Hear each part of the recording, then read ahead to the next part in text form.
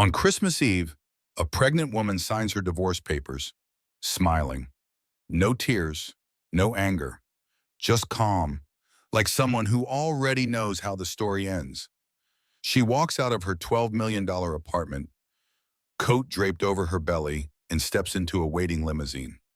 Inside, a billionaire, not her husband.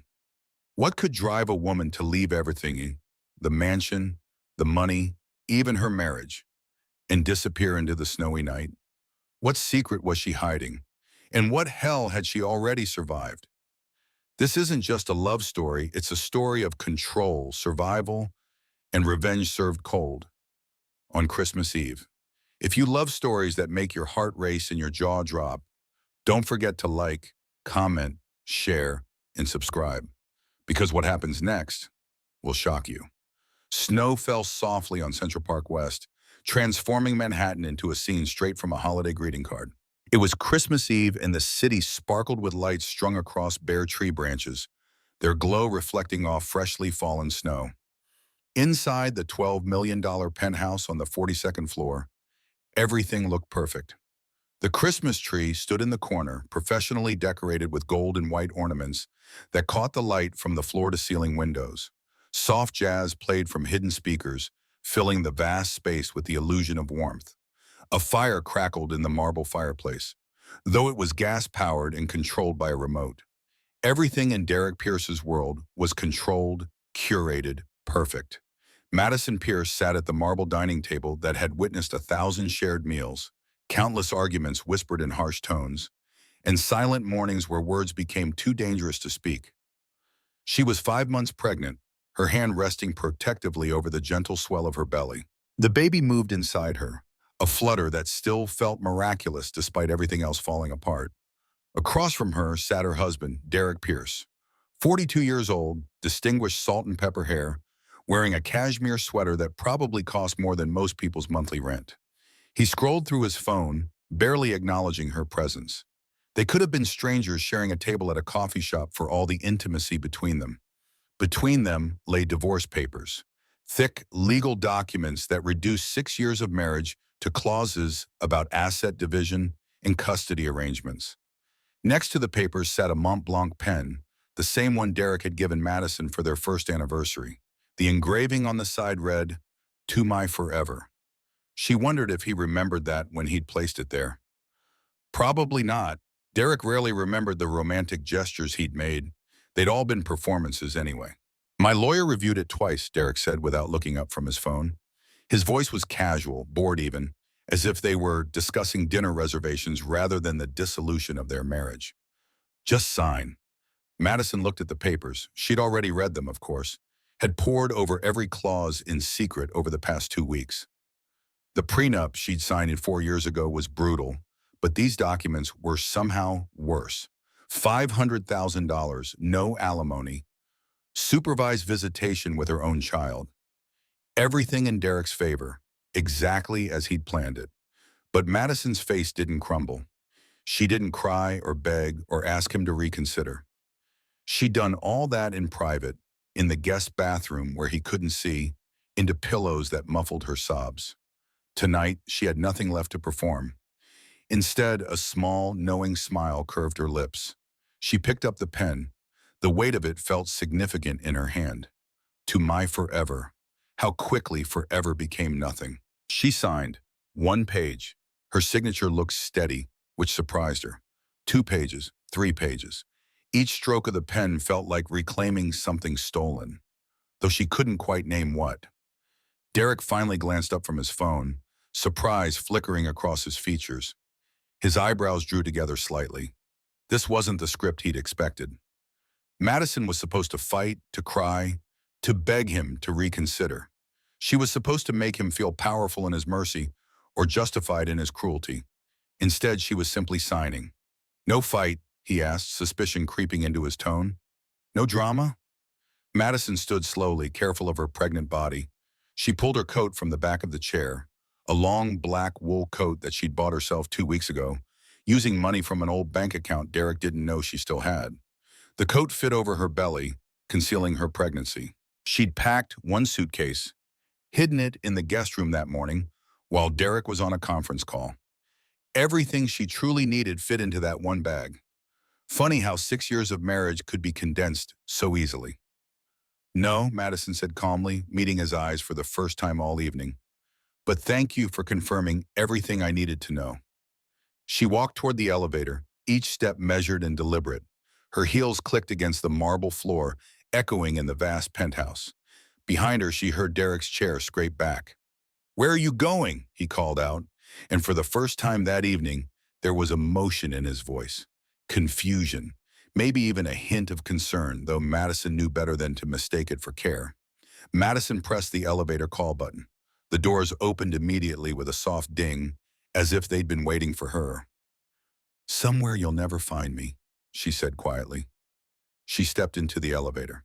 Derek started toward her, his expression shifting from confusion to something harder. But the doors closed just as he reached them, cutting off whatever he'd been about to say. Madison watched the numbers descend. 42, 41, 40. Each floor taking her further from the cage she'd lived in. Her hand trembled now that Derek couldn't see. She pressed it against her belly, feeling the baby move. "It's okay," she whispered. "We're going to be okay." The elevator reached the ground floor. The doors opened to the marble lobby where the doorman, Marcus, stood by the entrance. He'd always been kind to Madison, sneaking her sympathetic looks when Derek spoke to her dismissively in public.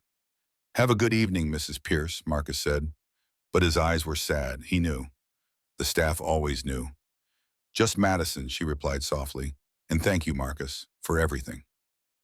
Outside, Christmas Eve in Manhattan was magical. Snow continued to fall, muffling the usual city sounds. Couples walked past holding hands. Families hurried toward late church services. Through apartment windows, Madison could see Christmas trees twinkling, people gathered around them, laughing. At the curb, exactly where it was supposed to be, a black Maybach idled. Exhaust rose in white puffs in the cold air. The driver, an older man in a wool coat and leather gloves, stood by the rear passenger door. He opened it as Madison approached. Inside the car, a man's silhouette waited. Madison didn't hesitate. She climbed in, the leather seats soft and warm. The door closed with a heavy, secure thunk, sealing her away from Derek's building, from her old life, from everything she'd endured. The man beside her turned. Ethan Cole. She'd known him before Derek, before the penthouse, before she'd learned that love could be a weapon. He looked older now, beard touched with silver, lines around his eyes. But those eyes were the same. Kind. Seeing her. Actually seeing her. Not the performance of her. "You okay?" Ethan asked gently, his voice rough with emotion. Madison turned to face him fully. Tears gathered in her eyes, but she blinked them back. Not yet. She could fall apart later. Right now, she needed to stay strong just a little longer. "I don't know," she whispered honestly. "Ask me tomorrow." The Maybach pulled away from Central Park West, tires crunching through fresh snow. Madison didn't look back. Not at the building towering behind them, not at the life she was leaving, not at the man who'd slowly tried to erase her. For the first time in 6 years, she was choosing herself. For the first time in 6 years, she was free. But to understand how she got here, to this moment of quiet rebellion on Christmas Eve, you have to go back. Back to when Madison still believed in fairy tales. Back to when she thought love meant sacrifice. Back to the beginning, when Derek Pierce first saw her not as a person, but as a perfect victim. 6 years earlier, Madison had been someone else entirely. Or maybe she'd been more herself than she'd ever be again. It was hard to say now, looking back through the distortion of trauma and time. At 26, Madison was surviving, not living. She was a former foster kid from Detroit who'd bounced between 7 different homes before aging out of the system at 18. Nobody had wanted to adopt the angry teenager with trust issues and a tendency to keep everyone at arm's length. So she'd learned early that the only person she could rely on was herself. She'd put herself through Wayne State University on a patchwork of scholarships, grants, and sheer determination that bordered on desperation. Criminal justice degree, not because she was passionate about it, but because it was practical, employable, safe. Her real passion was design. She'd spent hours in the library looking at architecture books, sketching room layouts on napkins, imagining spaces that felt like home. But passion didn't pay bills.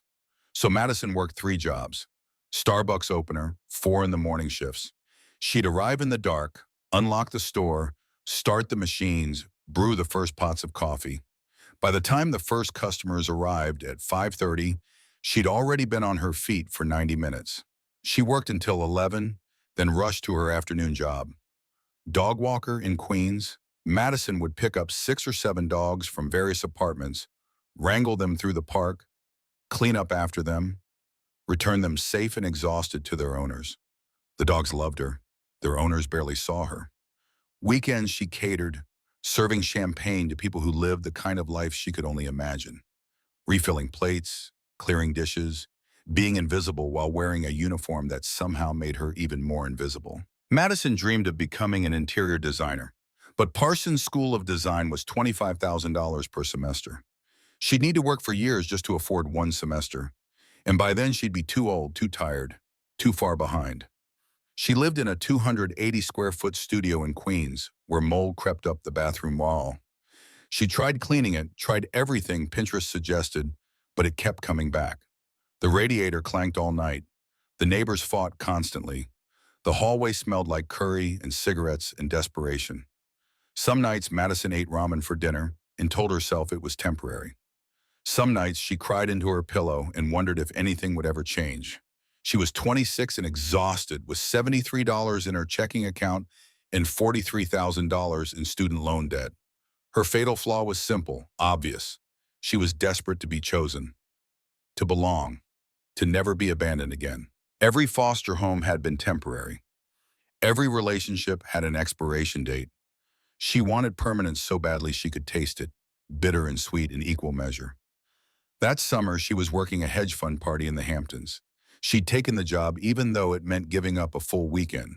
The pay was too good to refuse. $200 plus tips for serving champagne and canapes to Manhattan's financial elite. The Hampton Beach Club overlooked the ocean. Madison spent the evening in black server attire, hair pulled back, smile plastered on, refilling champagne flutes for men in expensive suits and women dripping in diamonds. Everyone looked tan and happy and like they'd never worried about rent a single day in their lives. During her 15-minute break, Madison stepped outside onto the terrace. The sun was setting over the Atlantic, painting everything gold and pink. It was beautiful in a way that made her chest ache. She'd never been to the Hamptons before. Probably would never come back. She noticed the dessert table as she walked past. It was chaos. 3 different heights of cake stands with no visual flow, colors clashing. Desserts crammed together with no breathing room. It looked expensive but wrong, like someone had thrown money at the problem without actually solving it. Madison glanced around. The event coordinator was inside, schmoozing with guests. The other servers were on break, scrolling through their phones. Nobody was paying attention to her. She couldn't help herself. She started rearranging. Moved the tallest cake stand to the back center, created a height progression. Grouped desserts by color, chocolates together, fruit tarts together, vanilla and cream separate. Created negative space so each element could breathe. Added some tea lights from a nearby table to create ambiance. It took her maybe 7 minutes. When she stepped back, the table looked transformed. Professional, intentional, beautiful. "You see beauty where other people see function," a voice said behind her. "That's rare." Madison spun around, hard hammering. She'd been so focused she hadn't heard anyone approach. A man stood there, tall, maybe 6'1", with salt and pepper hair that looked silver in the fading light. He wore a Tom Ford suit that probably cost more than she'd made all year. His Patek Philippe watch caught the sunset, refracting light. He looked like money, old money, the kind of money that didn't need to prove anything to anyone. "Sorry," Madison stammered, suddenly aware of her server uniform, her practical flats, the fact that she had just rearranged a table without permission. "I shouldn't have touched anything. It wasn't, I'm sorry." The man smiled. It was a good smile, warm reaching his eyes, the kind of smile that made you want to trust him. "Don't apologize for being talented," he said. His voice was cultured, educated, probably Ivy League, definitely East Coast money. "What's your name?"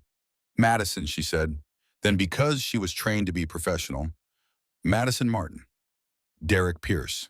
He extended his hand. Madison shook it. His grip was firm but not aggressive. Do you do this professionally? Design. No, I just, Madison stumbled over the words. I just like making things look nice. It's nothing. It's not nothing. Derek was still looking at the table, then back at her. You have a gift. Are you formally trained? No, I can't afford. Madison stopped herself. You don't tell rich people you are poor. It makes them uncomfortable. I'm self-taught. Derek pulled a business card from his pocket. Heavy card stock, embossed. Pierce Capital Management, managing partner. Call me, he said. I'm serious. I'm always looking for people with real talent, not just expensive degrees. Madison took the card, unsure what to say. Men gave her their numbers sometimes, but this felt different, professional. He hadn't looked at her chest once, hadn't leered or made inappropriate comments, just seemed genuinely impressed by her work. Thank you, she managed. Derek smiled again, then walked back into the party. Madison stood there holding his business card, heart racing, wondering if this was real or just another thing that would lead nowhere. She called him 3 days later, told herself she was being professional, following up on a potential opportunity. Definitely not because he was handsome and had looked at her like she mattered. That call changed everything. Derek pursued her with an intensity that felt like devotion. He showed up at her Starbucks. Later, she'd realized he'd Googled her, figured out her schedule, planned it. He sent flowers to her apartment with notes that read, "Dinner, no pressure, just want to get to know you better." He took her to restaurants she'd only read about in magazines. Daniel, Per Se, 11 Madison Park, places where the tasting menu cost $300 per person before wine. Madison felt like an imposter in her Target dress, but Derek said she looked perfect. The moment she felt was embarrassingly simple. They were at dinner, their fifth date, sharing a bottle of wine that cost $200. Derek asked about her family. Madison had learned to deflect this question. She'd say something vague about being from Michigan, change the subject. But Derek was so easy to talk to, and the wine had loosened her tongue.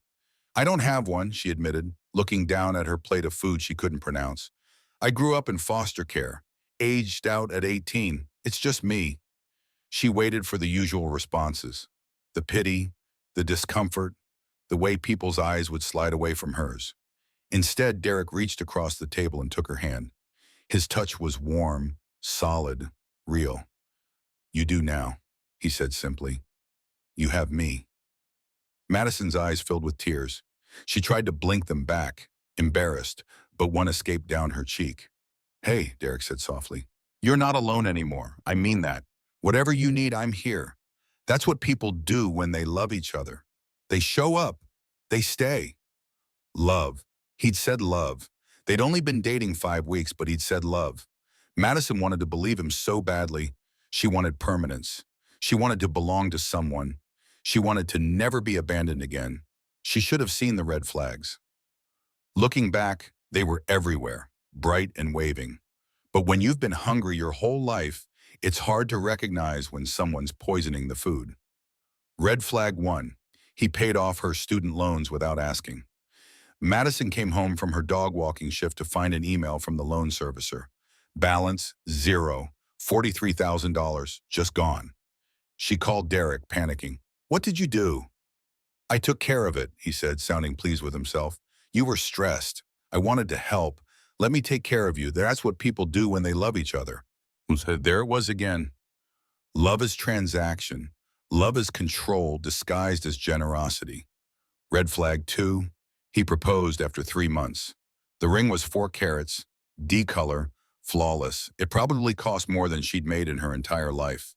Derek took her to a rooftop restaurant, got down on one knee in front of 100 strangers who applauded. Madison had wanted more time, wanted to be sure, but everyone was watching, cheering, and Derek looked so happy. And how do you say no to someone who just paid off all your debt and is offering you forever? She said yes. Red flag 3, his mother didn't come to the wedding. Madison had never met her. Derek's excuse was that she was traveling in Europe, too frail to fly back. But at the wedding, people whispered.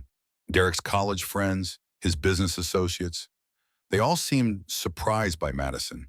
surprised he'd married someone so young, so unknown, so clearly not from their world. Red Flag 4 came on their honeymoon in St. Lucia. They were lying on the beach, and Derek casually mentioned, "You can quit all those jobs now. I'll take care of everything." Madison had propped herself up on her elbows. "I like working. I like being independent." Derek had kissed her forehead. "You're my wife now. You don't need to be independent from me. We're a team. And honestly, baby, it reflects poorly on me if my wife is walking dogs and serving coffee. People will think I can't provide. Let me give you the life you deserve." It had sounded like love. Looking back, Madison realized it was the first brick in her prison.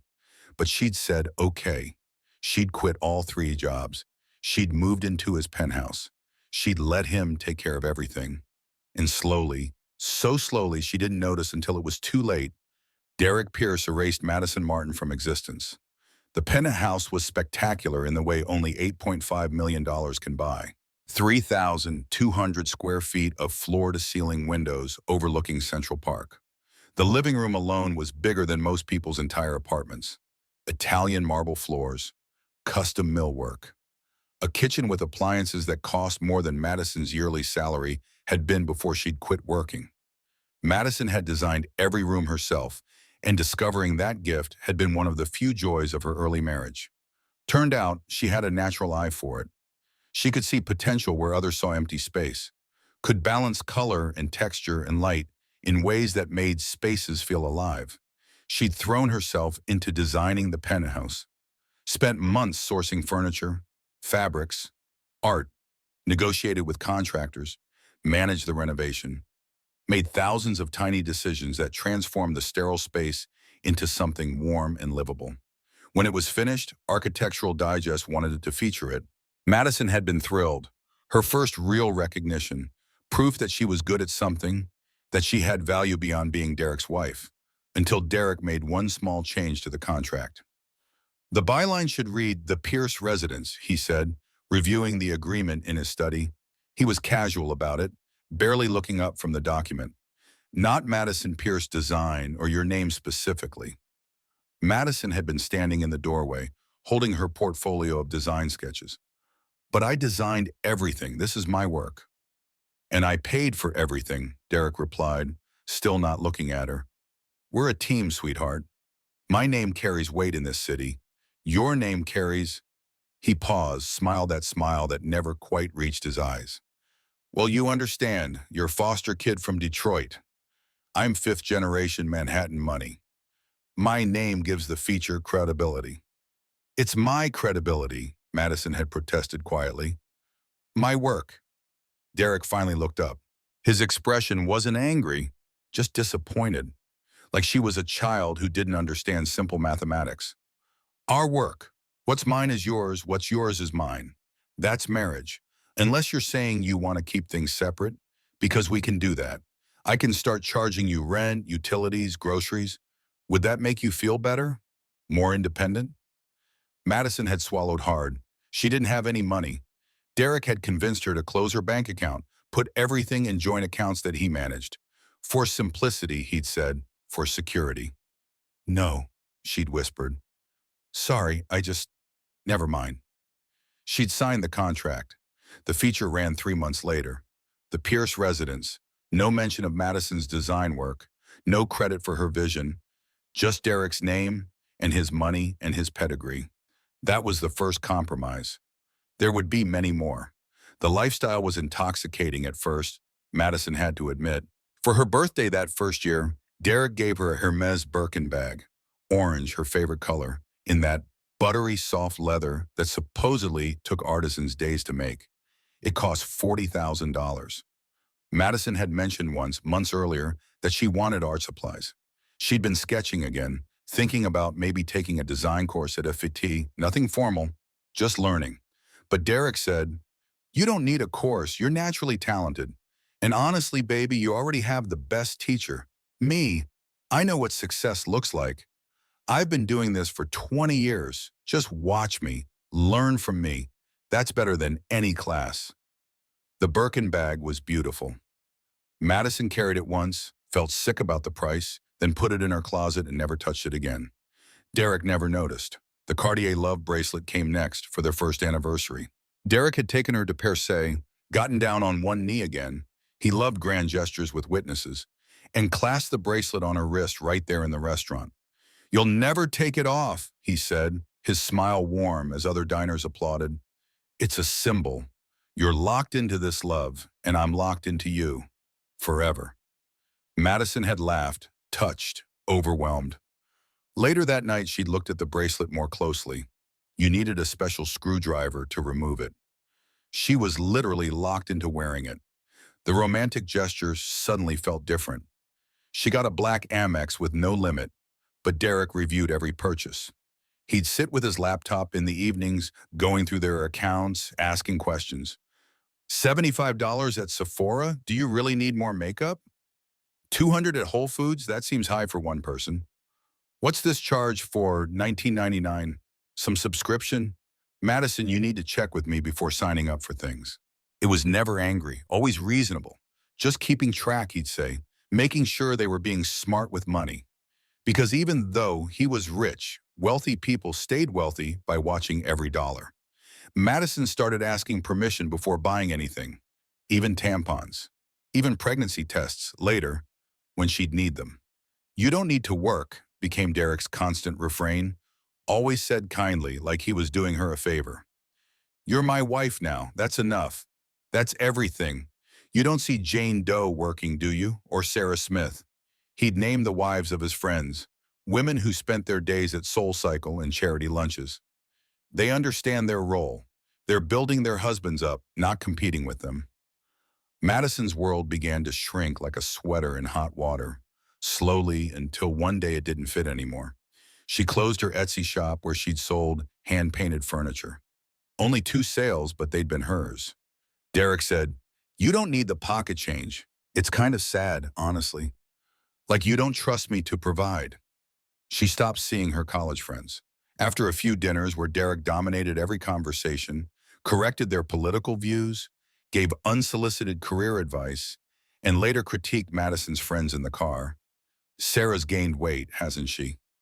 Jennifer seems bitter about being single. The invitations stopped coming. Derek said, "They're jealous of what we have. Misery loves company. You're better off without them." Her phone went on the family plan. Derek could see every text, every call, every location. "It's just easier this way," he explained. "Better service, better deal. And honestly, baby, I worry about you. This city is dangerous. I like knowing where you are. It makes me feel better. Don't you want me to feel secure in our marriage?" How do you argue with that? How do you say that being tracked makes you feel like a possession, not a partner? By year 2, the critiques started. Small things at first. So small Madison convinced herself she was being oversensitive. "Did you really need dessert?" Derek would ask at restaurants, eyeing her plate with concern. "I'm not trying to be controlling. I just care about your health. Heart disease runs in families. And since you don't know your family history, that dress is tight. Are you working out? Maybe we should get you a trainer. I want you to feel good about yourself. You're being emotional again. Is it that time of the month? You know you get irrational around your period. Maybe we should track it on an app so I can be more understanding." The gaslighting was so subtle at first that Madison didn't recognize it. She'd mentioned something Derek had said or promised, and he'd look at her with concern that seemed genuine.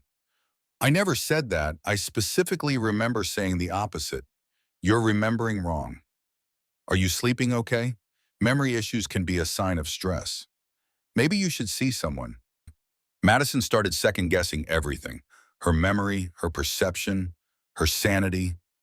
She'd lie awake at night replaying conversations, trying to figure out what was real. In year 2, Madison found a lipstick in Derek's gym bag. Not her shade, she wore nudes. This was a bold red.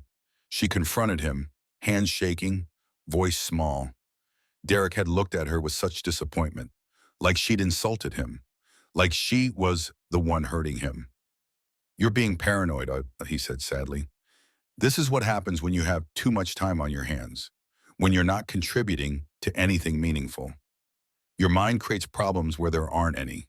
Maybe you should see someone, a therapist." All this anxiety isn't healthy, especially if we're going to start trying for a baby soon. I'm not paranoid, Madison protested weakly. There's lipstick in your bag. It's not mine. Whose is it? How would I know? Maybe someone at the gym brushed against my bag. Maybe it was there when I bought it. Maybe you put it there and forgot. Honestly, Madison, this is concerning. You're inventing infidelity. That's a symptom of deeper issues. Please, for me, for us, talk to someone. So Madison started seeing Dr. Helena Ross, a therapist in Tribeca. For 3 sessions, she talked about feeling erased in her marriage, about how she felt like she was disappearing, becoming an echo of Derek's expectations rather than a real person.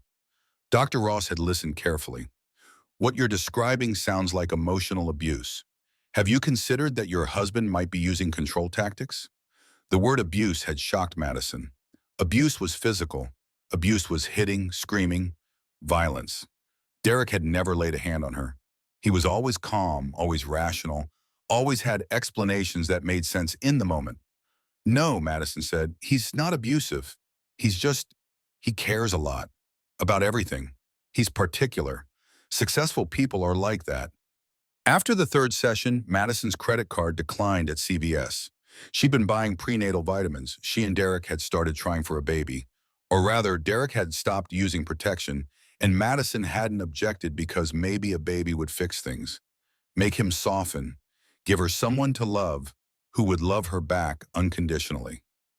That night, Derek was waiting when she got home, scotch in hand, sitting in the living room with all the lights off except one lamp. I saw the charges, he said quietly. Therapy? Madison's stomach dropped. I've been stressed. You said I should see someone. I meant see a friend, go to yoga, not tell our private business to a stranger who's going to judge me based on your distorted perception. If you're unhappy, talk to me, Madison. I'm your husband. I love you. But I can't help you if you're poisoning our relationship by airing our problems to someone who doesn't understand us. And she's not. She's just helping me process. Process what? That I love you, that I take care of you, that I gave you a life you never could have had on your own? His voice was still quiet, still reasonable. I canceled the card. We don't need people getting into our business. We're a team. We solve problems together, not by running to strangers. That was the first time Madison tried to leave. She waited 3 days, planned carefully. Derek had an overnight trip to Boston for meetings. Madison packed a bag, just essentials, things she'd bought with cash she'd been hiding, $20 here and there from the grocery money Derek gave here. She called an Uber, took it to a hotel in Brooklyn, far enough from Manhattan that she felt safe, walked up to the front desk with her head high, trying to look confident. I'd like a room, please, one night. The clerk had looked at her with barely concealed judgment.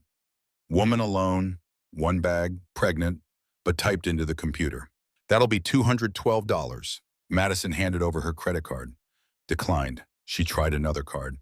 The personal one Derek had given her for emergencies. Declined. She pulled out her old debit card from before the marriage, from an account she thought still had money in it. The clerk ran it, looked at the screen. You have insufficient funds. $47.23. Madison stood there in that hotel lobby, 5 months pregnant, holding her suitcase, and the full reality crashed over her like ice water. She had no money, no credit, no access to accounts. Derek controlled everything. She couldn't even afford a single night in a budget hotel. She was trapped.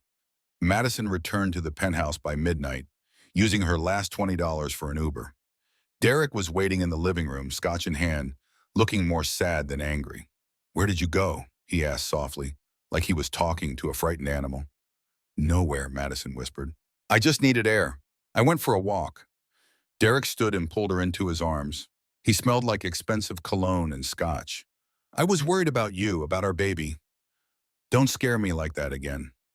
You're not thinking clearly, sweetheart. The pregnancy hormones, the stress, you're not yourself, but I'm here. I'll always be here. We're going to get through this together. That night, Madison slept in the guest room. She stared at the ceiling for hours, hand on her belly, and thought, I'm in a cage made of marble and cashmere, and I have no key. The baby moved inside her, and Madison whispered, I'm sorry. I'm so sorry. I promise I'll figure this out. I promise I'll get us both out. But she had no idea how, not yet. Not until everything got so much worse that she had no choice but to find a way or die trying. Madison discovered she was pregnant on a Tuesday in October. Derek was at a dinner meeting with potential investors, which meant he wouldn't be home until at least midnight. Madison stood in the bathroom of their penthouse, hands shaking as she unwrapped the first pregnancy test. She'd been feeling off for weeks, nauseous but not flu-sick, exhausted in a bone-deep way that no amount of sleep fixed. Her period was late, but it had been irregular since she'd stopped birth control 6 months ago at Derek's insistence. "We're not getting any younger," he'd said. "I want kids before I'm 45. Besides, you're not doing anything else with your time. Motherhood will give you purpose." Madison peed on the stick, waited 3 minutes that felt like 3 hours. 2 lines appeared. Pregnant. She took a second test. Pregnant. Third test, different brand, just to be sure. Pregnant. Madison sat on the closed toilet lid, staring at the 3 positive tests lined up on the marble counter. And her first thought, the thought that made shame burn hot in her chest, was not joy. It was, maybe this will fix us. Maybe he'll soften. Maybe a baby will bring back the man I thought I married. Even then, some small voice in her head knew that was magical thinking. People don't fundamentally change because of a baby. If anything, a baby reveals who people really are under stress. But Madison was desperate. She'd been trying to leave for months, only to discover she had no money, no resources, no escape route. Maybe a baby would make Derek remember he loved her. Maybe shared parenthood would make them a team again. She told him 2 days later over breakfast. Derek sat at the marble dining table reading the Wall Street Journal, coffee in hand, morning light making him look distinguished and untouchable. "I'm pregnant," Madison said. Derek looked up. 3 seconds of silence that felt like an eternity. Madison watched his face, trying to read his reaction. Would he smile? Stand up and hug her? Say something tender about their future? Instead, Derek set down his coffee with careful precision. "We need to update the prenup before you start showing." Madison blinked. "What?" "The prenup we signed doesn't account for children. My lawyer will need to draft an addendum. We should do it now while you are still early in the pregnancy. Less questionable that way." I don't understand. You wanted a baby." "I do want a baby, and I want to make sure everything is legally clear. This protects both of us, Madison. It's not personal. It's smart." "It feels personal," Madison whispered. Derek sighed like she was being difficult. "Everything feels personal to you lately. You're hormonal. That's normal. But we still need to be practical. I'll have Jensen draft something. You will need to sign it before we announce to anyone." The updated prenup arrived within a week, delivered to the penthouse by Derek's lawyer, Jensen Montgomery. He laid the documents out on the same marble dining table where years later Madison would sign divorce papers. Jensen looked uncomfortable. He was probably mid-50s, expensive suit, wedding ring, probably had kids of his own. He kept glancing at Madison's barely there belly, then away. "This is fairly standard," Jensen said, though his tone suggested otherwise. In the event of divorce, Mrs. Pierce would receive $500,000 as a lump sum. No alimony. Custody would default to Mr. Pierce, with Mrs. Pierce having supervised visitation rights. Child support would be calculated based on Mrs. Pierce's earning capacity, which, given her lack of employment history, would be minimal. "Wait," Madison interrupted. "Default custody to Derek? I'm carrying the baby. I'll be the one giving birth. Nursing. It's just legal language," Derek interjected smoothly. "Insurance policy. Obviously, if we actually divorced, which we won't, we'd work out custody like adults. But this protects everyone." Jensen continued, clearly wanting to get through this. "If Mr. Pierce can prove moral turpitude on Mrs. Pierce's part, infidelity, abandonment, substance abuse, or any behavior deemed detrimental to the child's welfare, Mrs. Pierce would forfeit all financial settlement and parental rights." "That's," Madison started. "Standard," Derek finished. "Don't you want your own lawyer to review this?" Jensen asked, looking at Madison directly. There was something in his eyes. Concern, warning, pity. She trusts me, Derek answered before Madison could speak. We're a team. There's no need to waste money on dulling lawyers over a document that's just a formality. We're not getting divorced, right, sweetheart? Madison looked at the papers. She thought about her empty bank account, about how Derek tracked her phone, about how she tried to leave once and discovered she couldn't even afford a hotel room, about how she'd been systematically isolated from everyone who might help her. Do I have a choice? She asked quietly. Derek's face hardened for just a second, then smoothed back into reasonableness. Of course you have a choice. You can always choose. But choosing not to sign would make me question whether you're really committed to this marriage and this family. It would make me wonder what you're planning, what you're hiding. Jensen looked down at his papers, clearly uncomfortable. Madison picked up the pen and signed without reading the fine print. She signed because she didn't know what else to do. She signed because every exit had been blocked. She signed because Derek had spent 4 years teaching her that resistance was futile. She told herself it didn't matter. They weren't getting divorced. He'd be different once the baby came. Everything would be okay. It wasn't okay. As Madison's pregnancy progressed, Derek became more distant, not less. He worked later. He traveled more to London, Hong Kong, Dubai, places that required him to be gone for days at a time. When he was home, he was on calls or in his study or asleep. He critiqued Madison's changing body with clinical detachment that felt worse than outright cruelty. Try not to gain too much weight. Some women never lose it.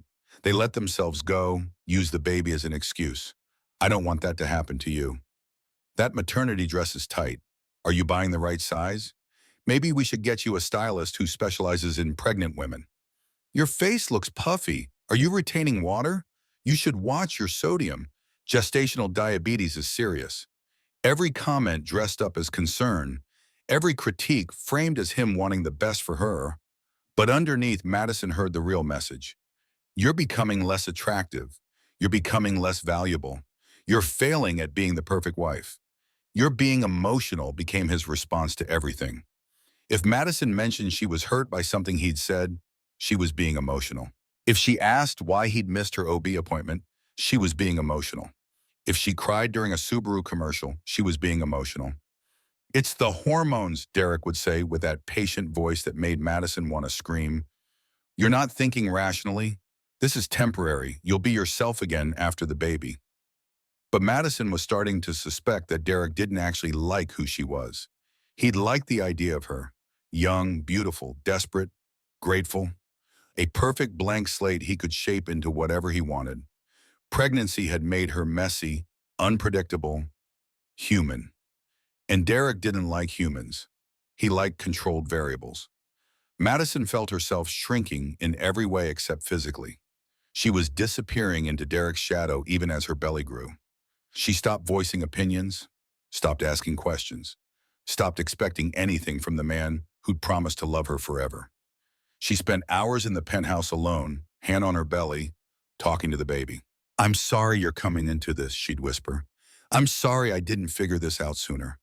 I'm sorry I don't know how to get us out, but I love you. I promise I love you, and I'm going to try so hard to be better than this. Then came the discovery that changed everything. Madison was 4 months pregnant, 16 weeks, supposedly in the glowing second trimester, except she felt nauseous and exhausted all the time. Derek was working from home that day, locked in his study for back-to-back video calls. Madison needed Tums. Her heartburn was constant. She remembered seeing a bottle in Derek's desk drawer months ago. She knocked on his study door. No answer. He must be in the bathroom. She went in, opened the drawer.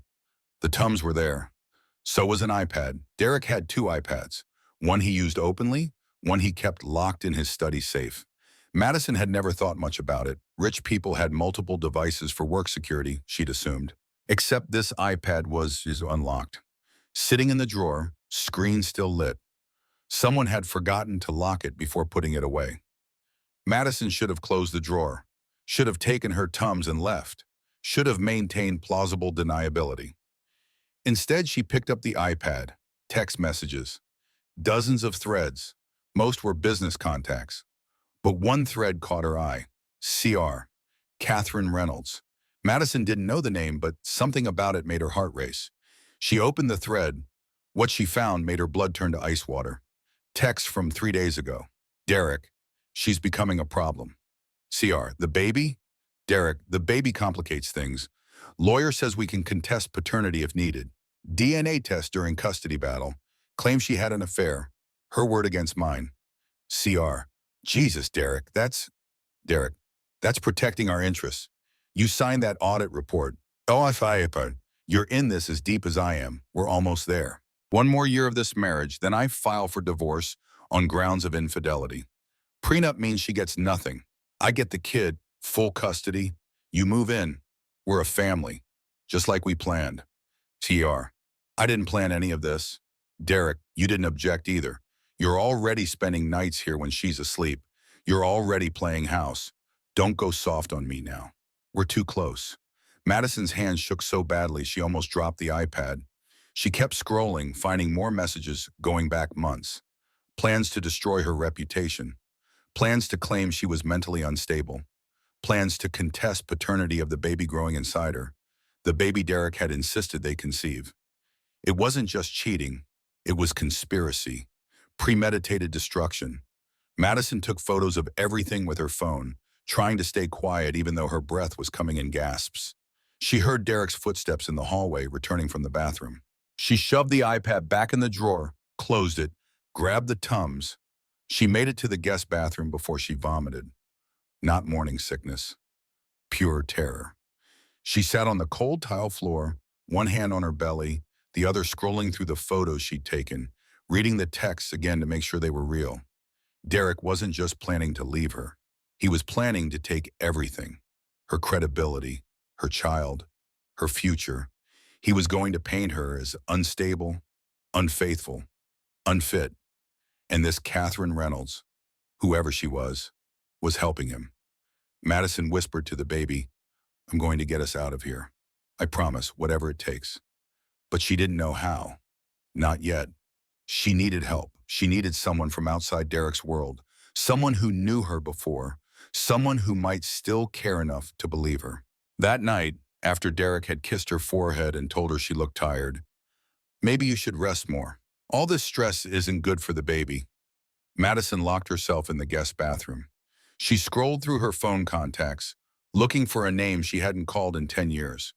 A name from her old life, before Derek, before the penthouse, before she'd learned that love could be a weapon. Ethan Cole, her college boyfriend. The one she'd broken up with because he wanted to move to Silicon Valley and she wanted to stay in New York.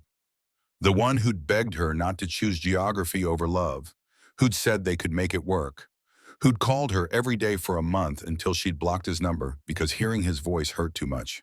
She'd seen his name in tech news over the years, founded a company called Vox AI, sold it to Google for billions, never married, still lived in New York according to his LinkedIn. Madison stared at his name for 10 minutes, her thumb hovering over it. What would she even say?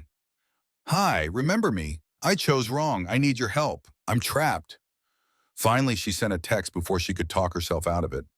It's Maddie. I know it's been a long time. I need help. Please don't ask questions yet. Can we meet? She didn't expect a response. It was 11 at night. 10 years had passed. He'd probably moved on, probably thought she was crazy for texting out of nowhere. Her phone buzzed 3 minutes later. Maddie. Jesus. Of course. Send me the address. I'm coming. Madison's eyes filled with tears. She typed, No, I'll come to you tomorrow, noon. Same diner we used to go to in Brooklyn. Tom's Restaurant. Ethan, I'll be there. Madison deleted the text thread, cleared her recent calls, put her phone on the charger. She climbed into the guest bed. She'd been sleeping separately from Derek for months, claiming she was too uncomfortable pregnant to share a bed, but really because she couldn't stand his touch anymore. She didn't sleep at all that night, just lay there, hand on her belly, planning, hoping, terrified. Tomorrow, everything would change. Tomorrow, she'd take the first real step toward freedom. She just had to make it through one more night in the cage. Madison woke before dawn, her heart already racing with anxiety and adrenaline. She lay in the guest bed listening to Derek move around the penthouse. Shower running, coffee maker grinding, his voice on a phone call that had started before 6 a.m. because markets were already open in London.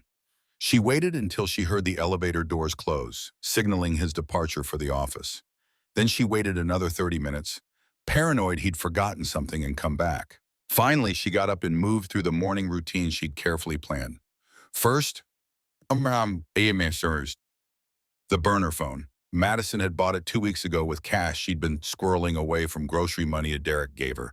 $20 here, $10 there, over months. She'd hidden the phone in a tampon box under the guest bathroom sink, the one place Derek would never look. She powered it on, texted Ethan from the burner. "It's me, using different phone. Delete our text from last night. We'll explain everything." Ethan responded within minutes. "Done. Still on for noon?" Madison, "Yes, thank you." She showered, dressed carefully. Not too nice. Derek would question why she was dressed up. Not too casual. She needed to feel armored for this conversation. She settled on black leggings, a long sweater that hid her 5-month baby bump, boots. She pulled her hair into a ponytail. No makeup except concealer under her eyes. She looked tired, which was honest. She told Derek via text that she had a prenatal appointment. He didn't respond, which meant he didn't care enough to check. Madison was learning that Derek's controlling behavior had limits. He tracked her when it served him, ignored her when it didn't. She was a possession he wanted to keep track of, not a person he actually cared about. Madison took 3 different subway trains to get to Brooklyn, paranoid about being followed. She watched every person, looked for private investigators, changed cars twice. The fear was probably excessive, but it felt necessary. Derek had money and connections and a vindictive streak she was only beginning to understand. Tom's restaurant was exactly as she remembered. Same cracked vinyl booths, same smell of coffee and bacon grease, same jukebox in the corner that only played songs from the 80s. Madonna was singing Like a Virgin when Madison walked in, which felt darkly ironic. Ethan was already there, sitting in their old booth near the back, the one where they used to spend hours talking about their futures, making plans that had seemed so solid until Madison had chosen stability over love. He looked older, beard now, silver threading through the dark hair at his temples, lines around his eyes that hadn't been there 10 years ago. But his eyes were the same, kind, intelligent, seeing her in a way Derek never had. Madison slid into the booth across from him. Her hands were shaking. She tucked them under the table, trying to hide it. For a long moment, they just looked at each other. 10 years compressed into silence. Everything they'd been, everything they'd lost, everything that had changed. "You look," Ethan started. "Pregnant," Madison finished. "You can say it." "I was going to say beautiful, but yeah, also pregnant." He smiled, but it was sad. "I saw your wedding announcement in the Times, Derek Pierce, hedge fund guy. I tried to be happy for you." "Were you?" "No," Ethan admitted. "I was devastated. I know I didn't have any right to be. You'd moved on. It had been years, but I never—" He stopped himself. "Sorry, that's not why you're here. You said you needed help." Madison's eyes filled with tears before she could stop them. She'd promised herself she'd stay strong, be clear and rational, explain everything calmly. Instead, she started crying right there in the booth, and once she started, she couldn't stop. Ethan slid a napkin across the table. He didn't reach for her, didn't crowd her space, just waited, patient and steady, in a way that made Madison cry harder because it was so different from Derek's impatient irritation whenever she showed emotion. Finally, Madison got herself together, wiped her eyes, took a shaky breath. "I need money," she said bluntly. "Enough to disappear. Enough for first month's rent somewhere, a lawyer, maybe survive for a few months. $10,000. I'll pay you back. I swear. I'll get a job. I'll pay back every cent. I need to get out." Ethan pulled out his phone. His fingers moved across the screen with quick efficiency. He turned the screen to show her. Bank of America, transfer complete, $50,000. To Madison Martin, her maiden name, the account she hadn't closed. Madison stared at the screen. "Ethan, I can't." "It's done," he said simply. "But I have a better idea. I have a guest house in my Tribeca loft. 2 bedrooms, completely renovated last year, full kitchen, separate entrance from my place. No one's using it. Stay there." For free, for as long as you need. Madison's trauma response kicked in immediately. 4 years with Derek had taught her that nothing was free. Everything had a price. Every kindness was a transaction with terms written in invisible ink. "Why would you do this?" she asked, suspicion creeping into her voice despite herself. "What do you want from me?" Pain flashed across Ethan's face. Real, genuine hurt that made Madison feel terrible, even as she couldn't stop herself from being suspicious. "Because I care about you," Ethan said quietly. "I always have. That doesn't mean I expect anything. I'm not him, Maddie. I know you probably can't see that right now. I know he's probably destroyed your ability to trust anyone. But I'm offering help because you need it and I can give it. That's all. People don't just help for free. Some people do.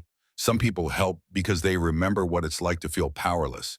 Some people help because they've spent 10 years wishing they'd fought harder for someone they loved. Some people help because it's the right fucking thing to do."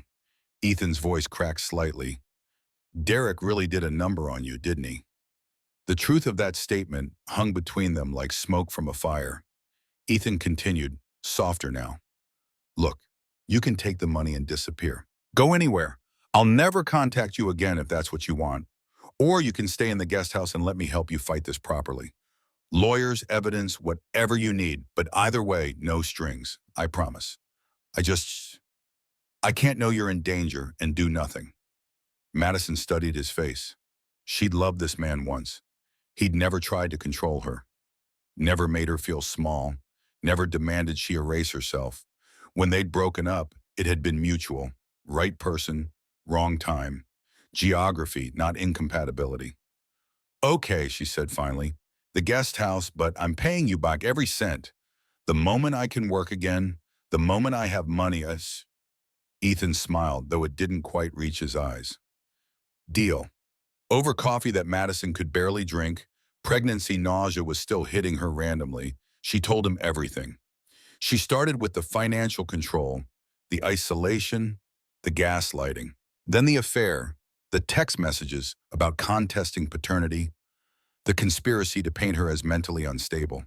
"I recorded some of his phone calls," Madison admitted, pulling out her phone. "I have an app hidden in a folder. I wasn't sure what I'd need, but I knew I needed proof of the affair, of his plans, of everything." She played a few of the recordings. Derek on the phone with his lawyer, discussing strategies to destroy Madison's credibility. Derek on the phone with Catherine Reynolds, making plans for their future while his pregnant wife slept down the hall.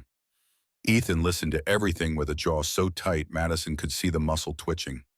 When the last recording finished, he was quiet for a long moment. "I know a lawyer," he said finally. "Barbara Fletcher. She's the best divorce attorney in New York.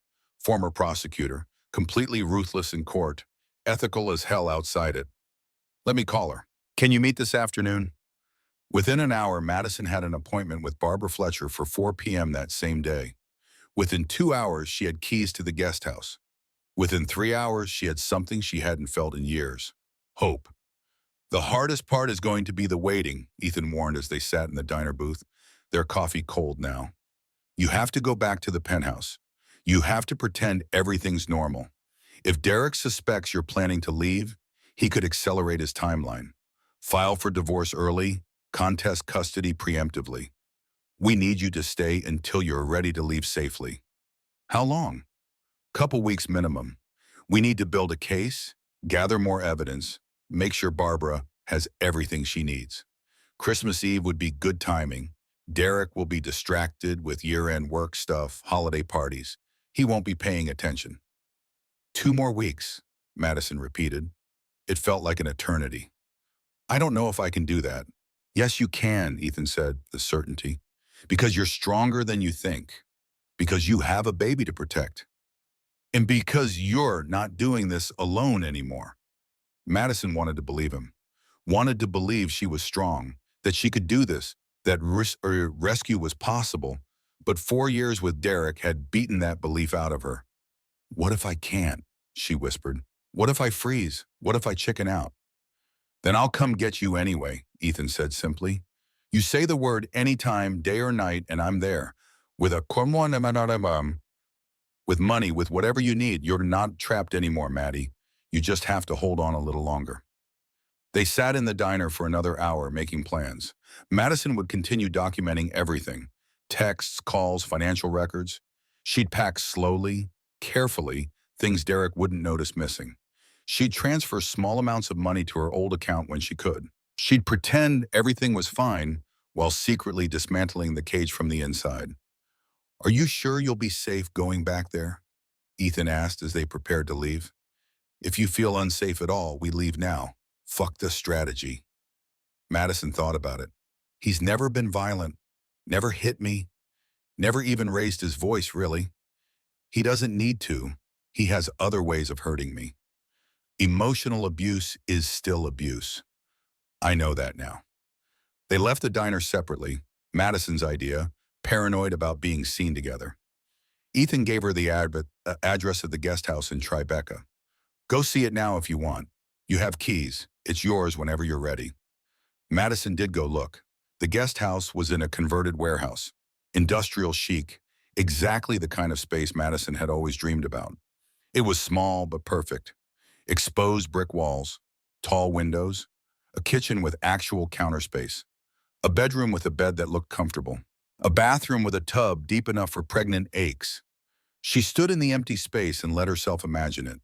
Her living here, the baby in a crib in the corner, building a life that was small but real. No marble, no luxury, no pretense, just peace. Then she locked up and went back to the penthouse, back to the cage, for 2 more weeks that would feel like 2 lifetimes. The next 2 weeks were the longest of Madison's life.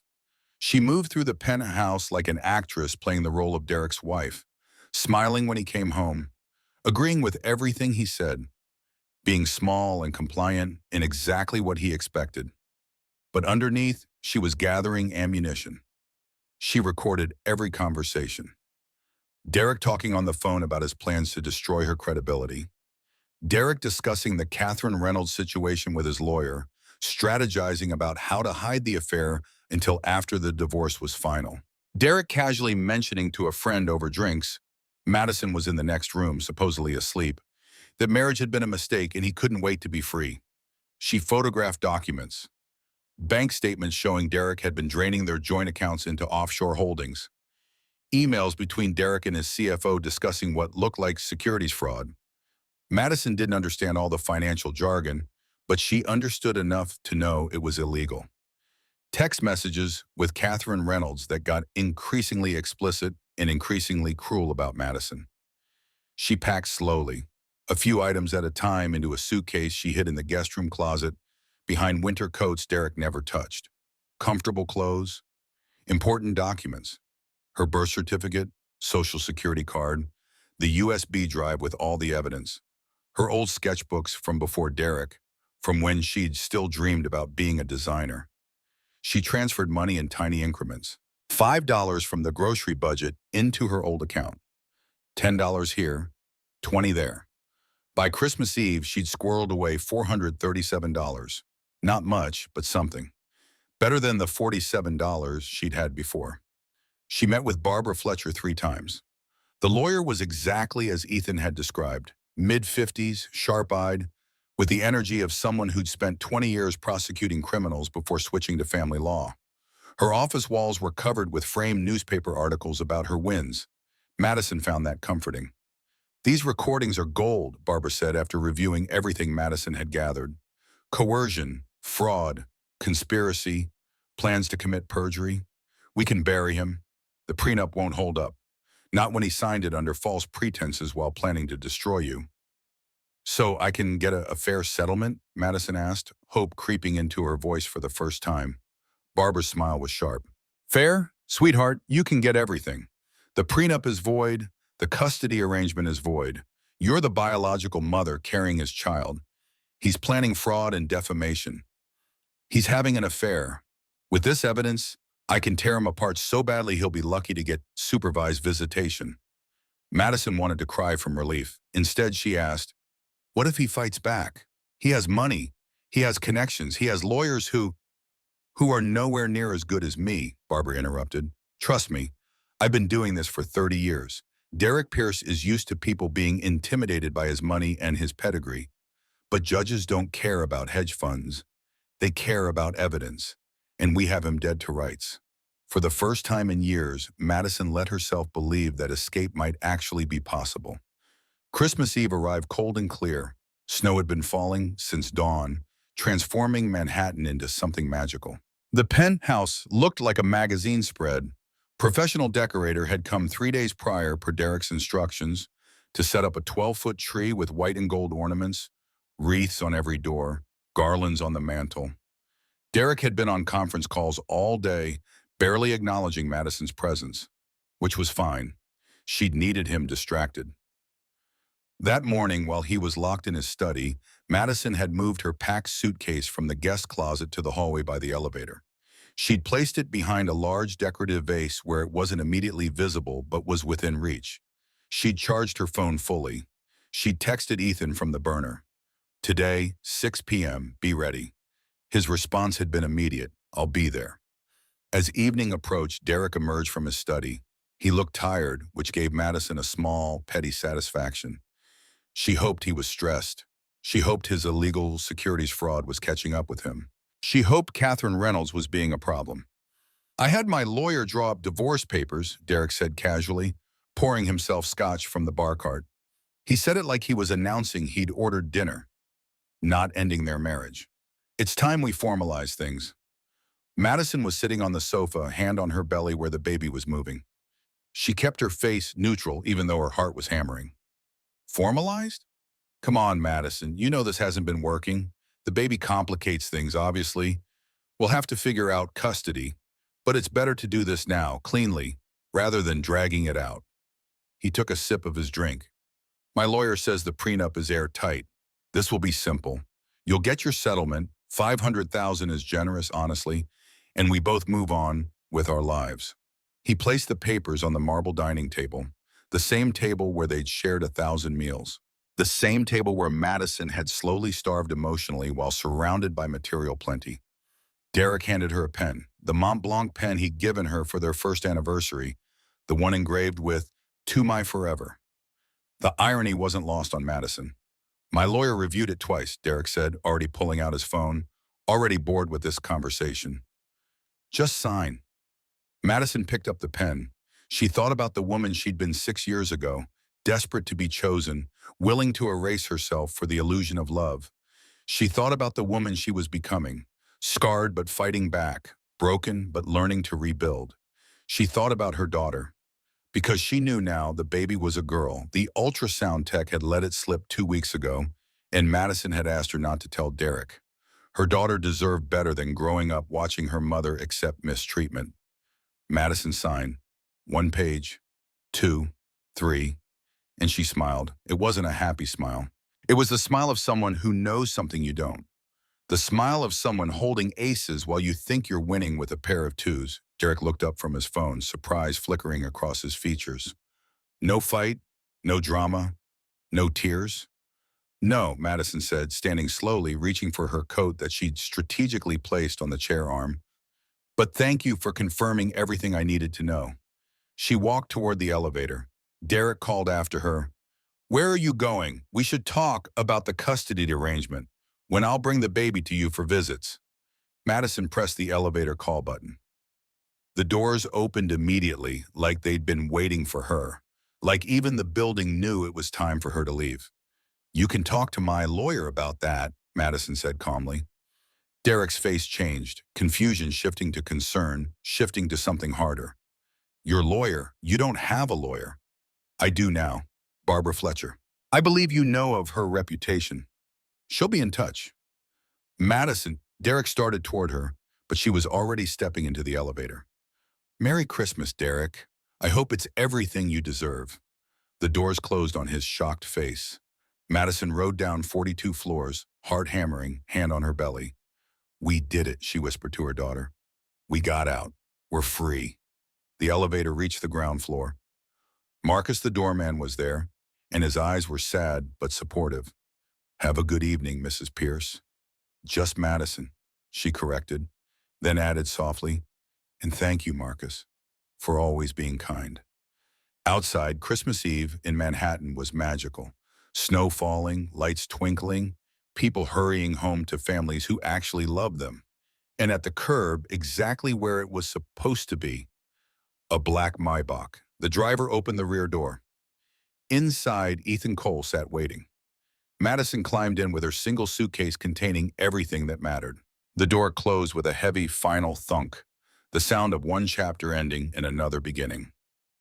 "You okay?" Ethan asked gently. Madison looked at him.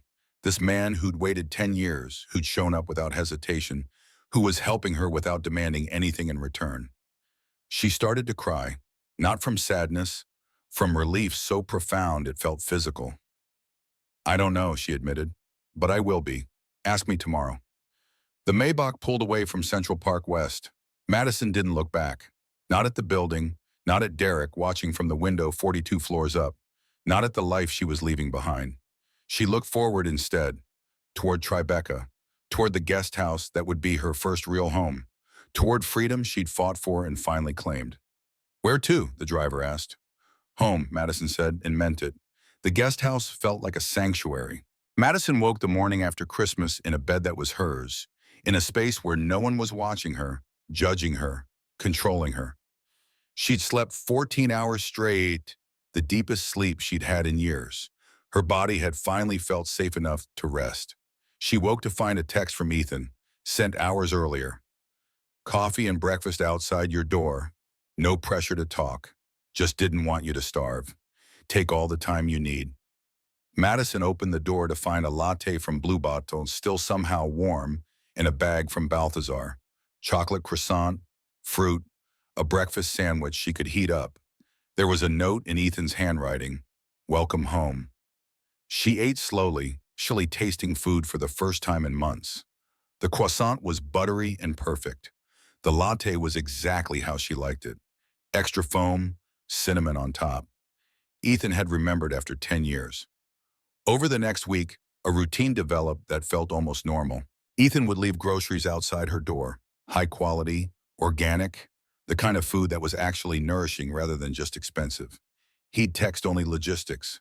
"Repairman coming at 2, sorry for the noise. Heat might be loud tonight. Old building.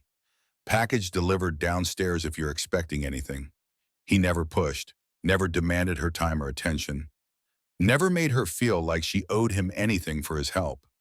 After 4 years of Derek's constant surveillance and criticism, Ethan's respectful distance felt like oxygen after drowning. On day 8, Madison met with Barbara Fletcher in her Midtown office.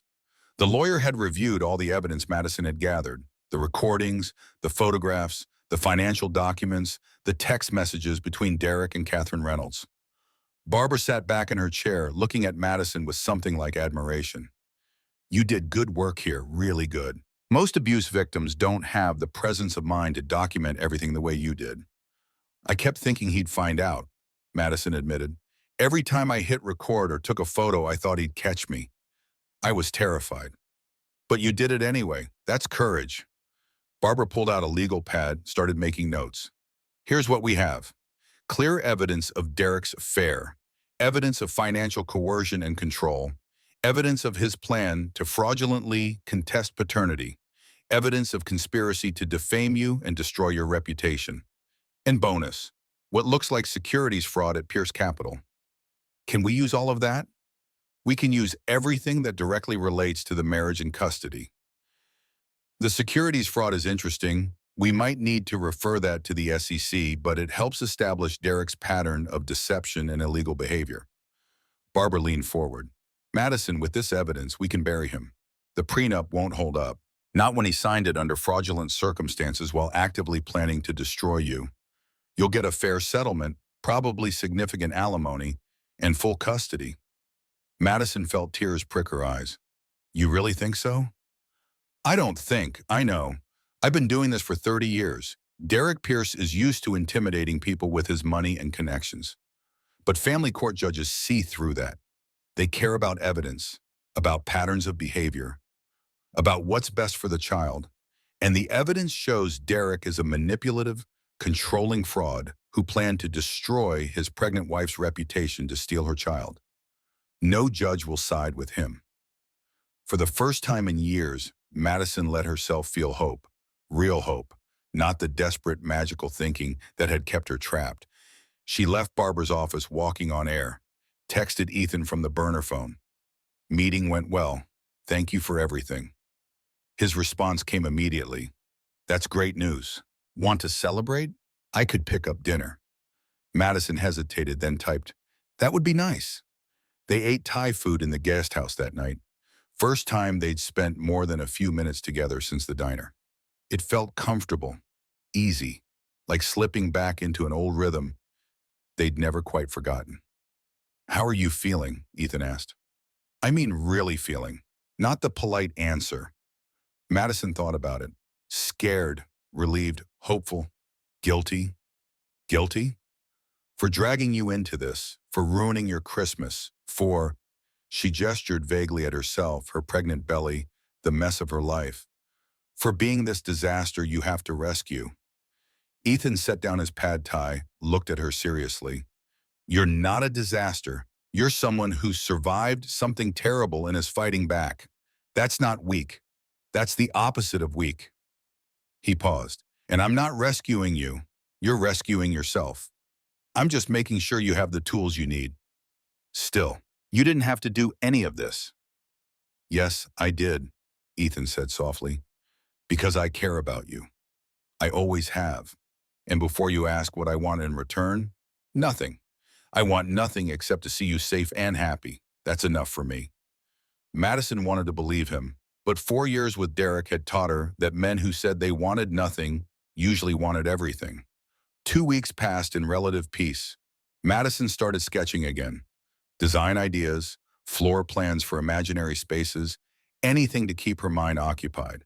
She went on walks through Tribeca, her belly growing rounder, feeling anonymous and safe in the crowds.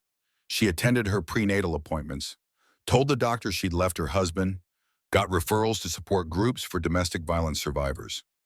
She started to believe that maybe, just maybe, she was going to be okay. Then Derek's legal team filed their response, and the floor dropped out from under her. Madison was in the guest house, 6 months pregnant now, when Barbara called. The lawyer's voice was tight with barely controlled anger.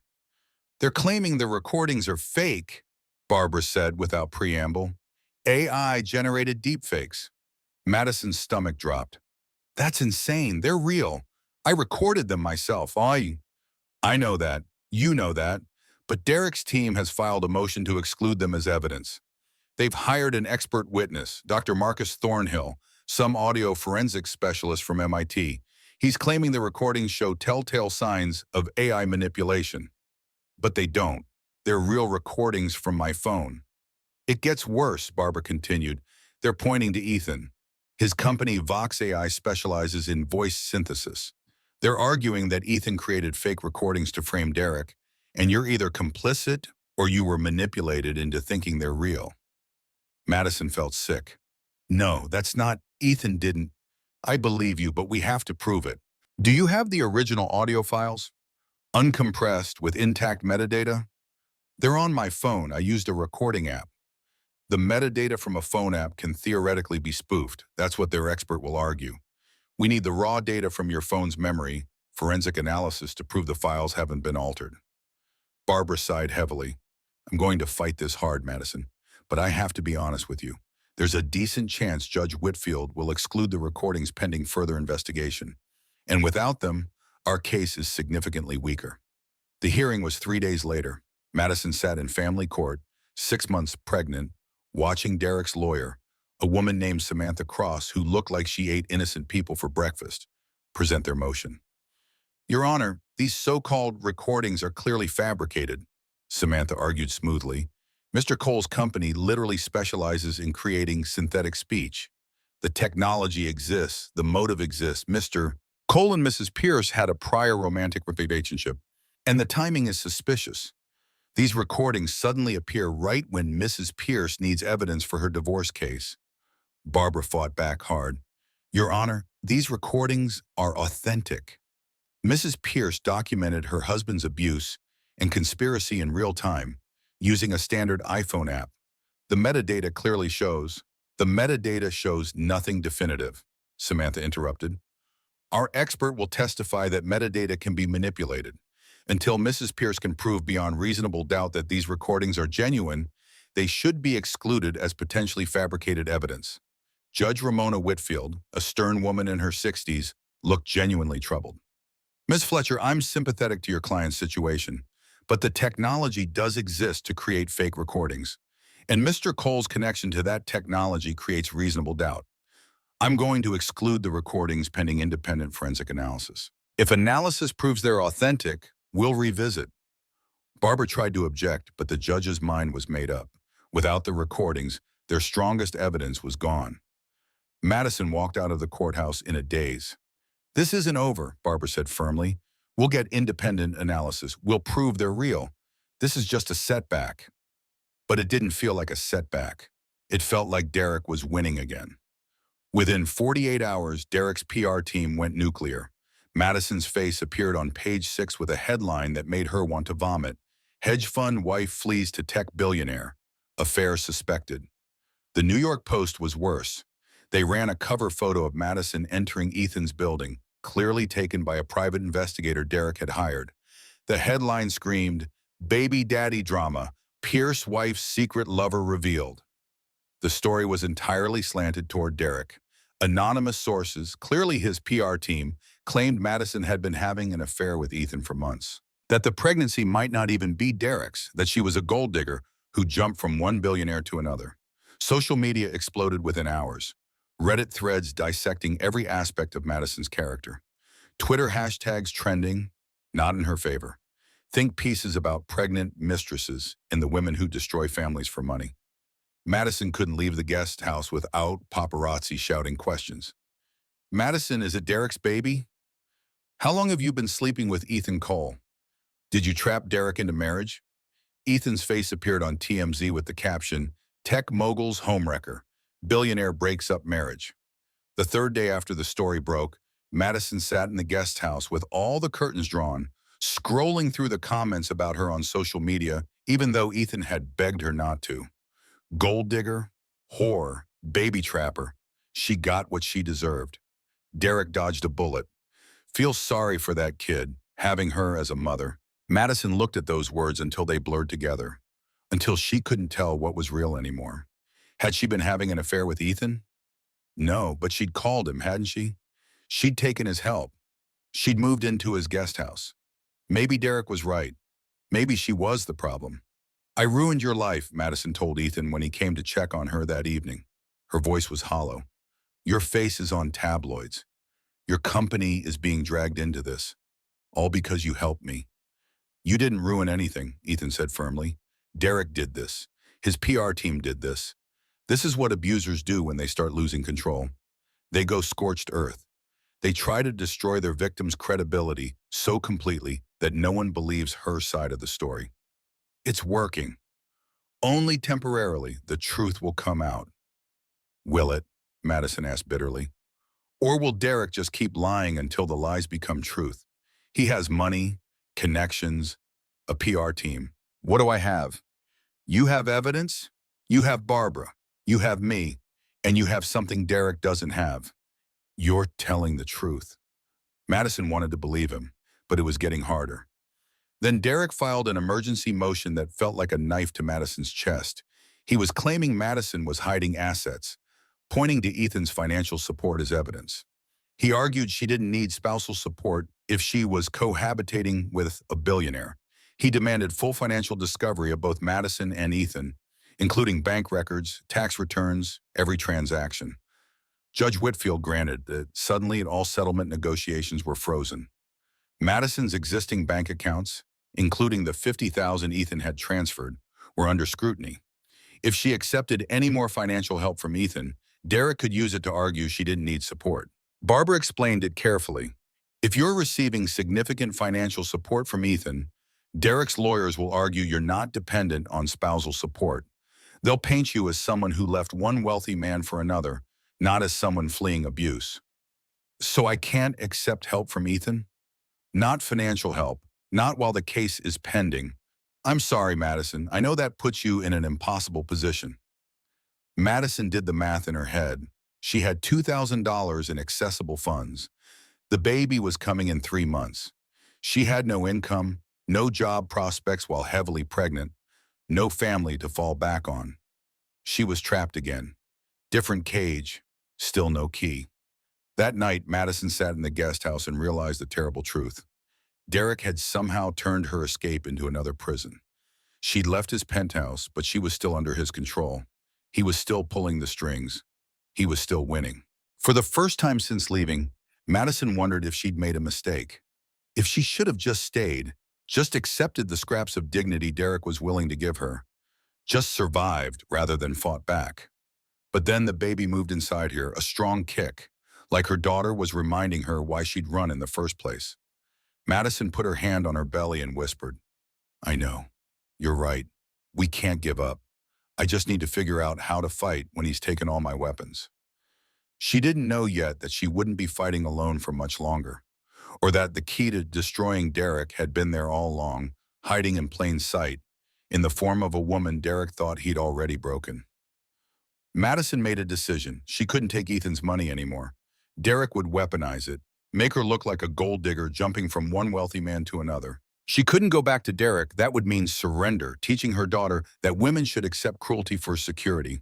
So she had to do what she should have done 6 years ago, build something that belonged only to her. "I need to stand on my own," Madison told Ethan the next morning over coffee in the guest house kitchen. She was 6.5 months pregnant now, her belly pronounced, the baby constantly moving.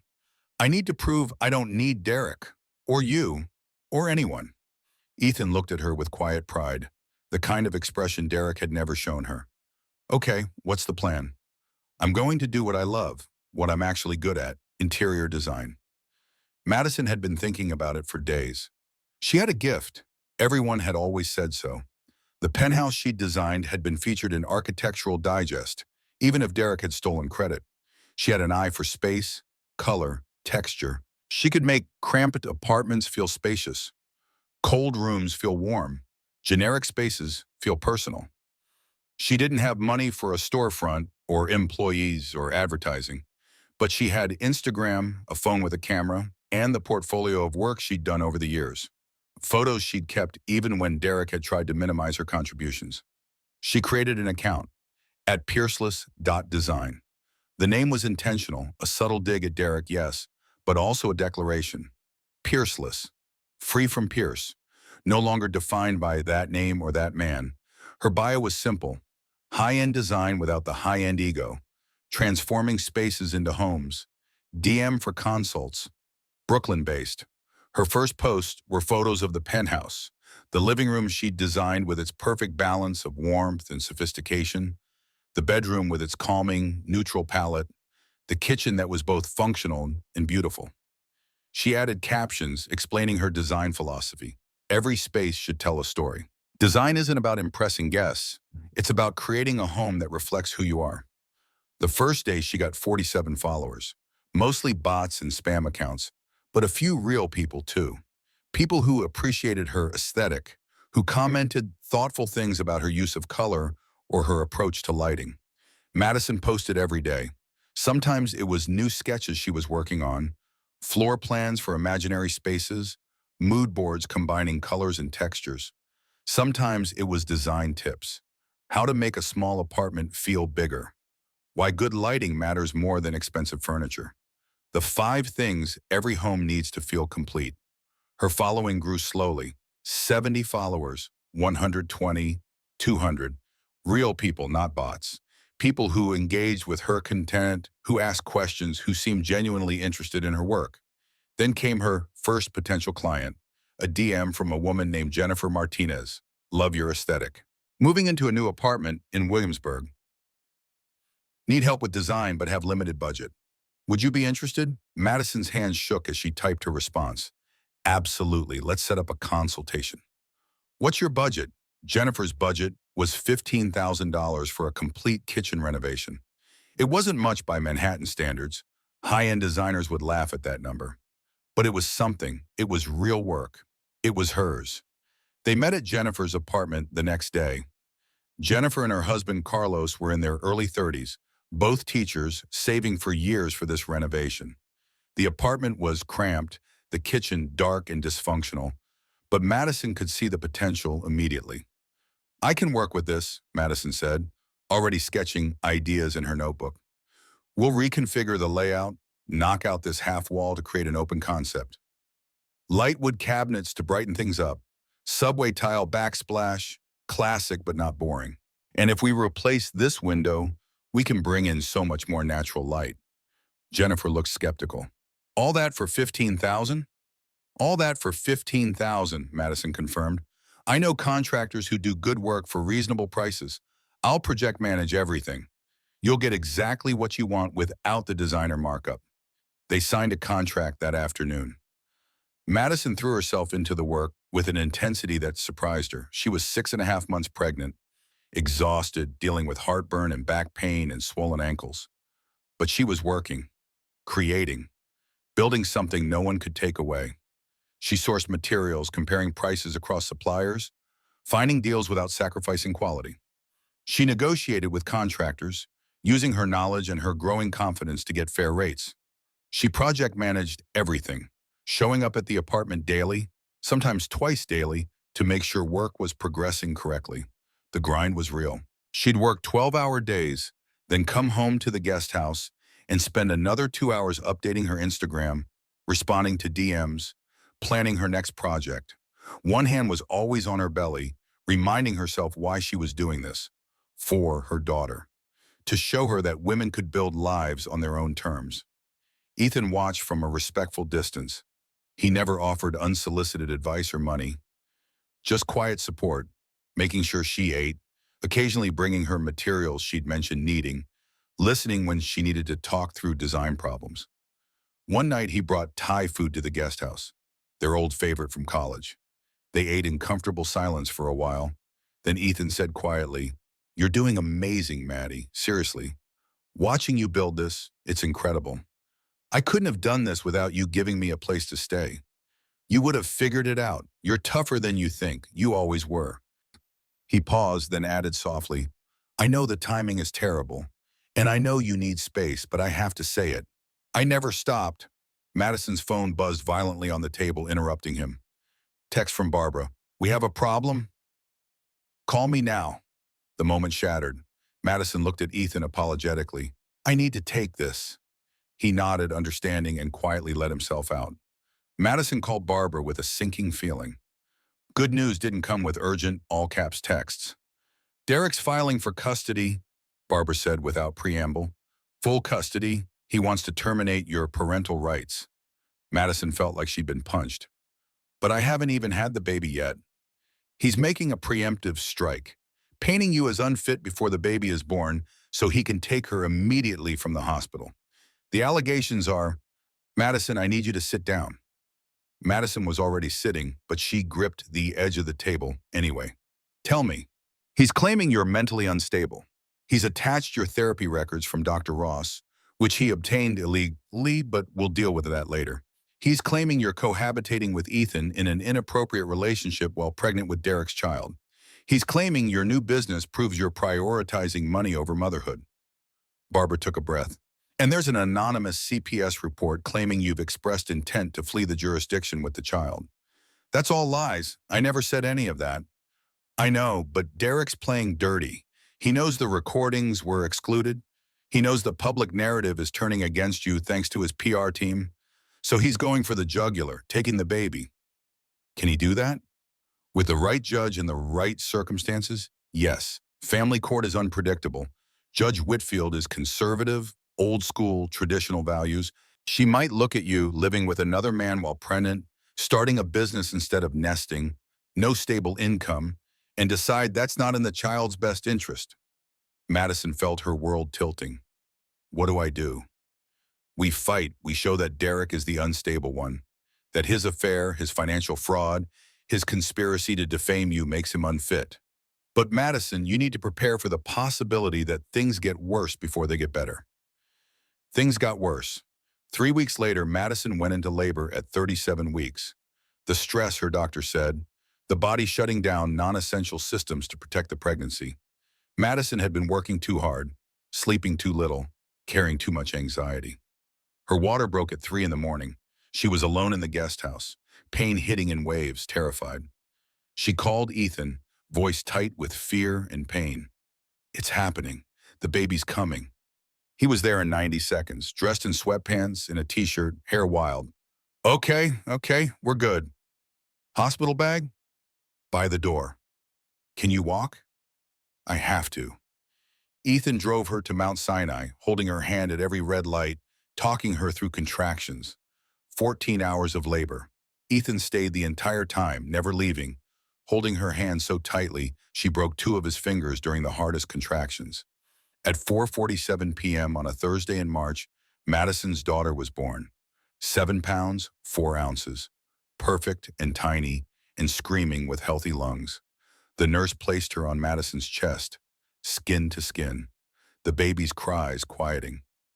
Madison looked down at her daughter, dark hair, Derek's nose but Madison's mouth, eyes that hadn't decided their final color yet, and felt love so overwhelming it was almost painful. Hi, baby, Madison whispered, tears streaming down her face. I'm your mom, and I promise, no one will ever make you feel small.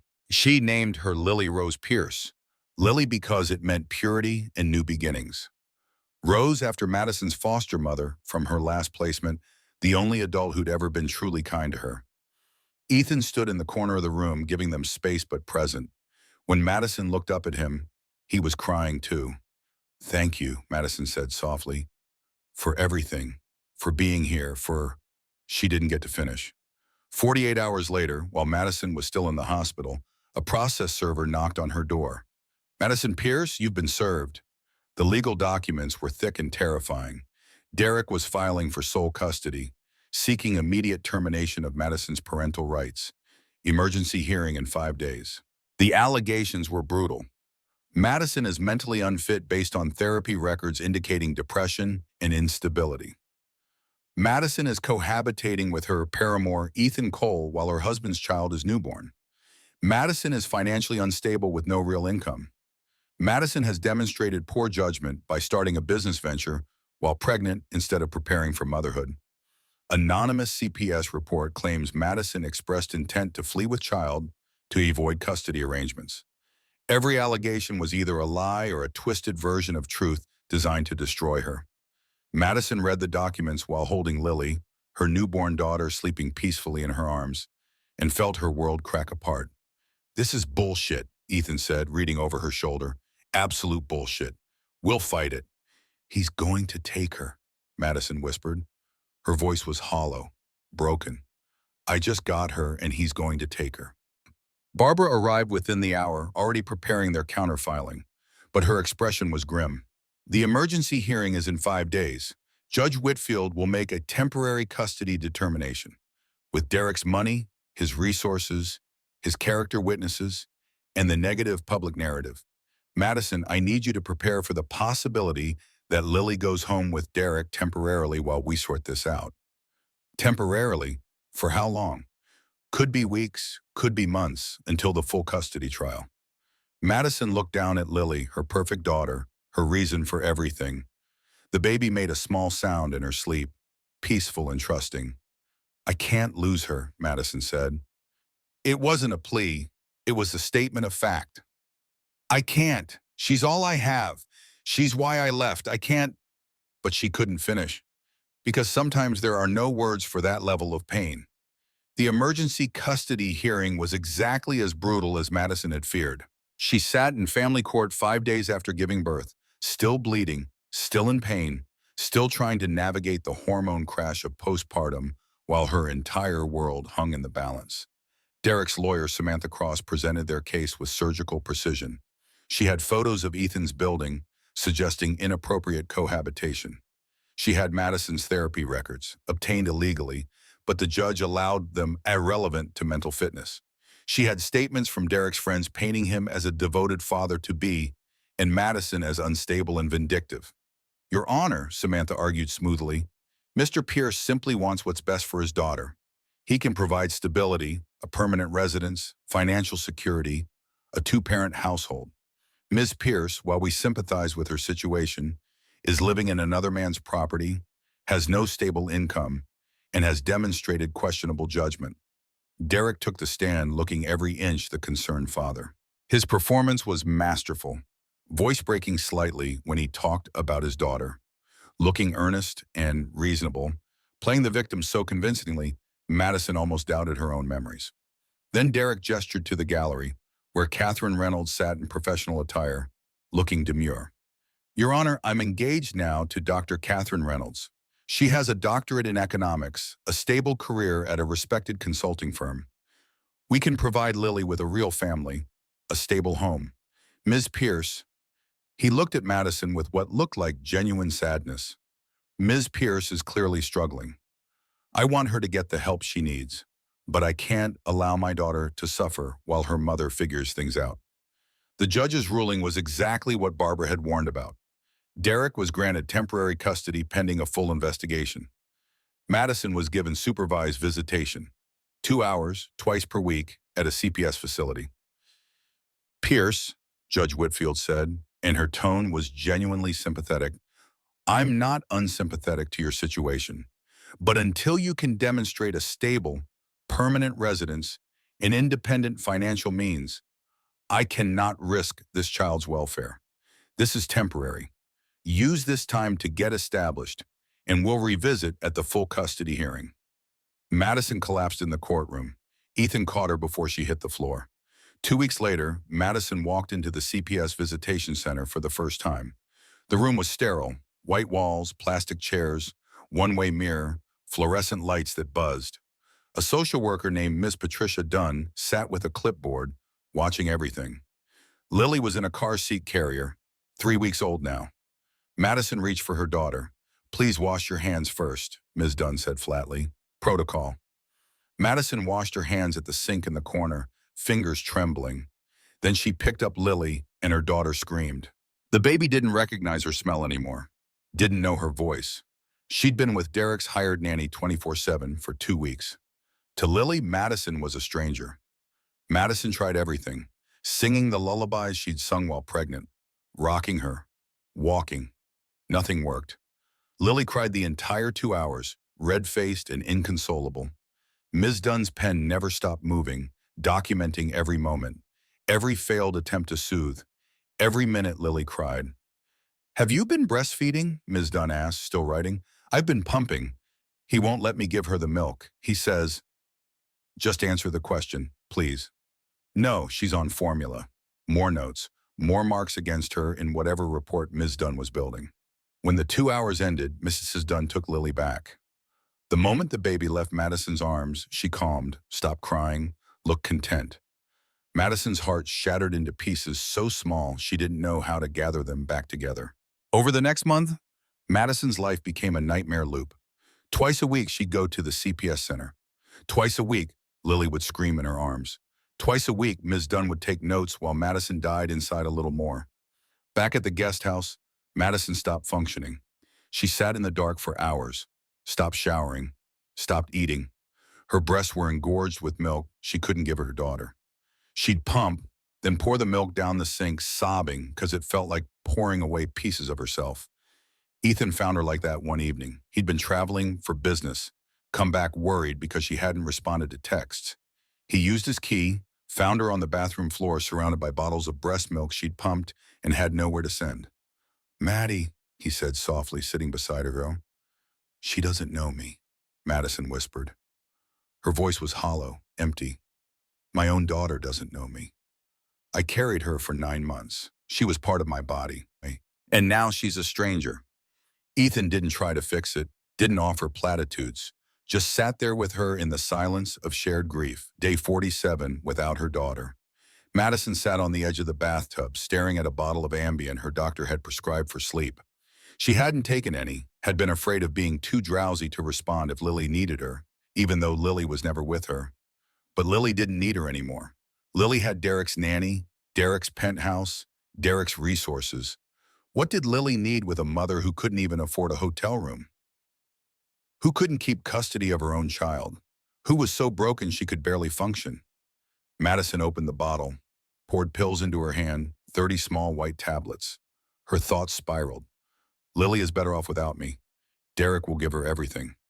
I'm just a biological accident. Catherine will be her real mother. She doesn't even cry when I'm gone anymore. Madison took one pill, then another, then five more. Washed them down with water from the sink. She lay down on the cold bathroom tile and closed her eyes. She didn't know that Ethan had been at a tech conference in Boston, but felt something was wrong.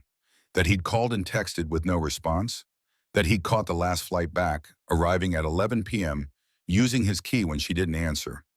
She didn't hear him call her name, didn't hear him find her in the bathroom, unresponsive, pill bottle empty. But she felt him start CPR, felt the paramedics arrive, felt the ambulance sirens, and she heard distantly Ethan's voice breaking.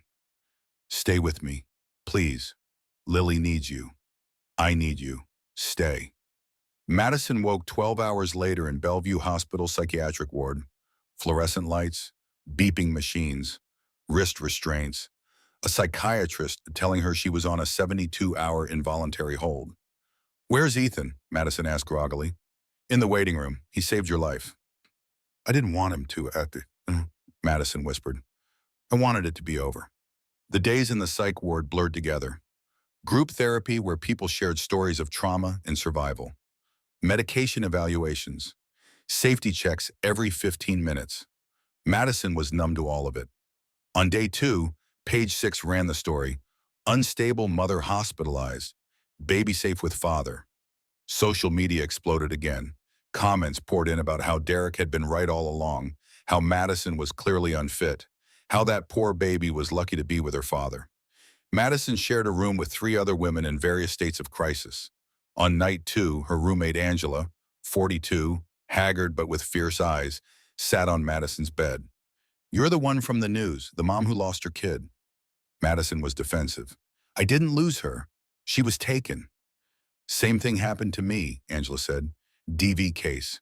My ex convinced the judge I was crazy. Lost my son for 2 years. Did you get him back? Angela's face lit up. Yeah, he's 16 now, lives with me full-time. His dad's barely in the picture. How? I stopped trying to prove I wasn't broken. I proved I was a fighter. Angela leaned closer. Predators get lazy when they think you're dead. They think they've won, so they stop being careful. That's when you strike. Something shifted in Madison's chest, a small spark in the darkness. I don't know how to fight anymore, Madison admitted. Yes, you do. You're still breathing, aren't you? That's the fight. On day 4, Madison was released, stabilized, no longer a danger to herself. Ethan was waiting in the lobby, looking like he hadn't slept since finding her. You should have let me go, Madison said. Never, and we're not done, not even close. He handed her a phone. Someone wants to talk to you. She called me yesterday. Madison took the phone. Unknown number. Hello? Ms. Pierce, my name is Catherine Reynolds. I'm the woman who destroyed your life, and I want to help you destroy Derek. They met at Riverside Park the next day, on a bench overlooking the Hudson. Catherine sat there in jeans and a sweater, no makeup, looking smaller and more human than she had in court. Why should I trust you? Madison asked. You shouldn't, but hear me out. Catherine's story poured out like a confession. She'd been auditing Pierce Capital for Thornbridge Consulting. Found $40 million in fraudulent returns. Derek was running a Ponzi scheme. When she flagged it, he'd seduced her with lies about Madison. He showed me fake texts from you, doctored emails making it look like you were sabotaging him, stealing from accounts. I believed him because... Catherine's voice broke. Because I wanted to believe him. Because he was charming and successful and I was ambitious and stupid. You altered the audit report, Madison said. Not a question. Yes, and I slept with him. And then I tried to leave when I found out you were pregnant and his separated wife story was a lie, but he threatened me. Said I'd signed that report, I was complicit, and if he went down, I'd lose everything, including my daughter. Madison's head snapped up.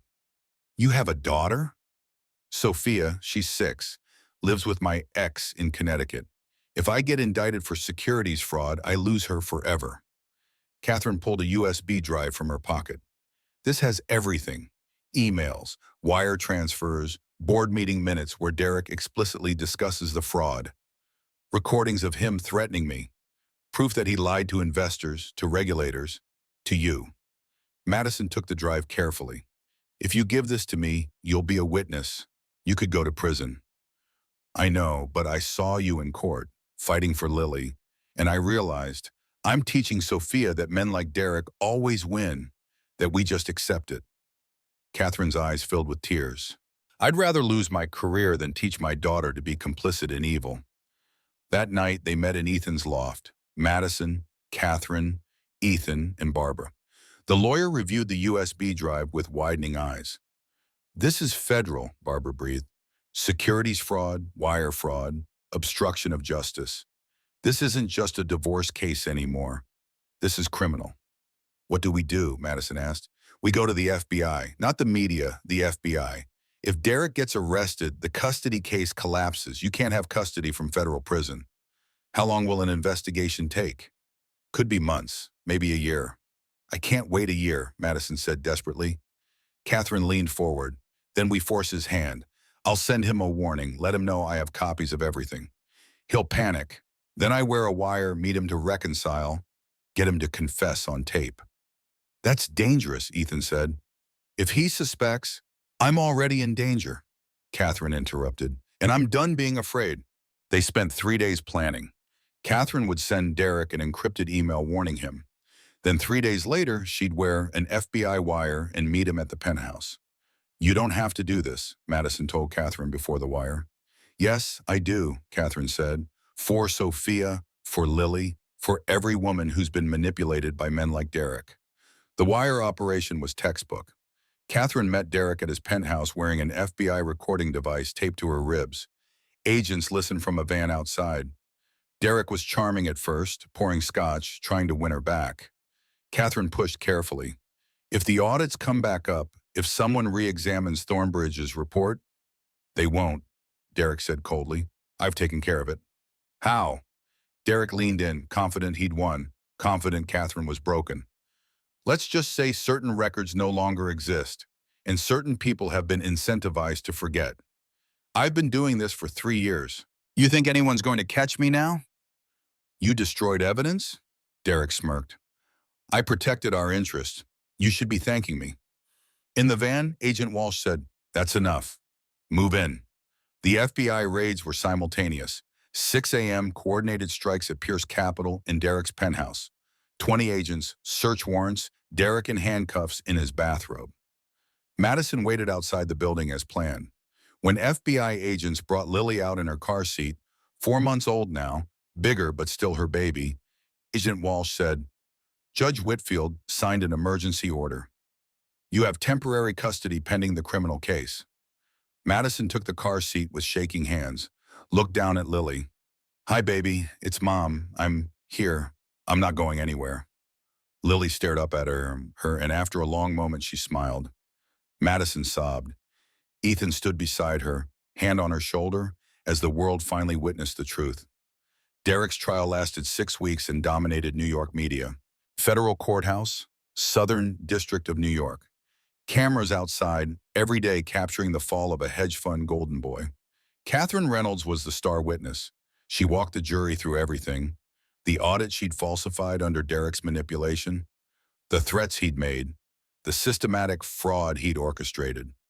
She admitted her own culpability without hesitation, accepting responsibility while making clear Derek had been the architect. Derek's defense tried to paint her as a scorned mistress seeking revenge, but the evidence was overwhelming. Emails, wire transfers, recorded phone calls where Derek explicitly discussed the Ponzi scheme. Testimony from his CFO who'd flipped to save himself. Ethan testified about Voxey's records, proving Derek's team had researched deepfake technology to discredit Madison's recordings. The irony wasn't lost on anyone.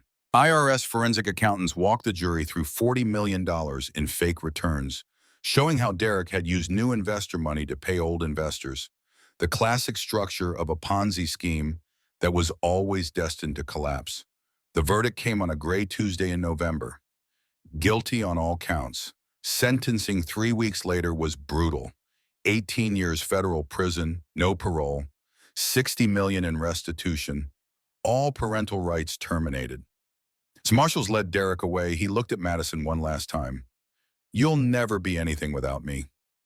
Madison met his eyes calmly. I already am. 2 years passed like healing, slow but steady.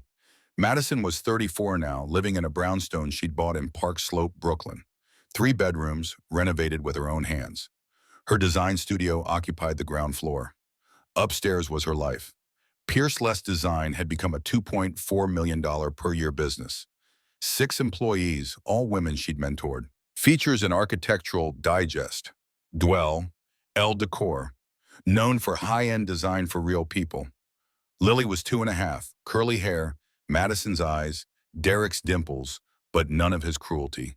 Happy, curious, loved. She called Ethan E and had recently started calling him Daddy in a way that made Madison cry with joy every time. Madison and Ethan had been together 18 months. Not immediately after the trial, Madison had needed time. Therapy twice a week with Dr. Ross. Space to figure out who she was outside trauma and survival mode. 6 months ago, Ethan proposed. Nothing grand, just them after Lily's bedtime, sitting on the brownstone's back deck. I want to marry you, he'd said simply. Not to save you, not because you need me, but because I want to build a life with you and Lily. What do you think? Madison had smiled through tears. I think, not yet. I'm still learning how to be whole on my own. But ask me again in a year. Deal. One Sunday morning in their kitchen was chaos. Ethan making pancakes badly. Lily in her high chair covered in syrup. Madison fresh from a run, sweaty and glowing. She kissed Lily's head, then Ethan's cheek. Coffee's ready, Ethan said. You're perfect. Tell that to the pancakes. They were burnt. Madison laughed. They're perfect too. Lily built block towers, knocked them down, laughed. Then she looked at Ethan. Daddy, look! Everyone froze. Did she just? Ethan started. Daddy, tower! Lily repeated, oblivious. Madison knelt beside her daughter. Lily, who's that? Lily pointed at Ethan. Daddy. And who am I? Mama. Madison looked at Ethan. You've earned it. If you want it. I want it, Ethan said, crying. Pancakes, Lily shouted, confused by the crying adults. They all laughed. Once a year, Madison met Catherine Reynolds at a coffee shop in Greenwich Village. Today, Madison brought Lily. Hi, Lily said shyly. Hi, sweetheart. You look just like your mom. Lily, this is Ms. Reynolds. She helped us when we needed it. Why are you sad? Lily asked with toddler bluntness. Catherine looked surprised. Am I? Your eyes are sad. Catherine smiled. I am a little sad, but seeing you happy makes me less sad. After they left, Catherine sat alone, pulled out an old photo of Derek, looked at it one last time, tore it in half, dropped it in her coffee. Catherine had rebuilt too. Director of compliance at a major firm, published a best-selling book, Complicit, A Whistleblower's Reckoning, founded the Reynolds Foundation for Financial Abuse Survivors, restored joint custody of Sophia. That evening, Madison stood on a TED stage. They tell you leaving is the hardest part, she said to hundreds, but it's not.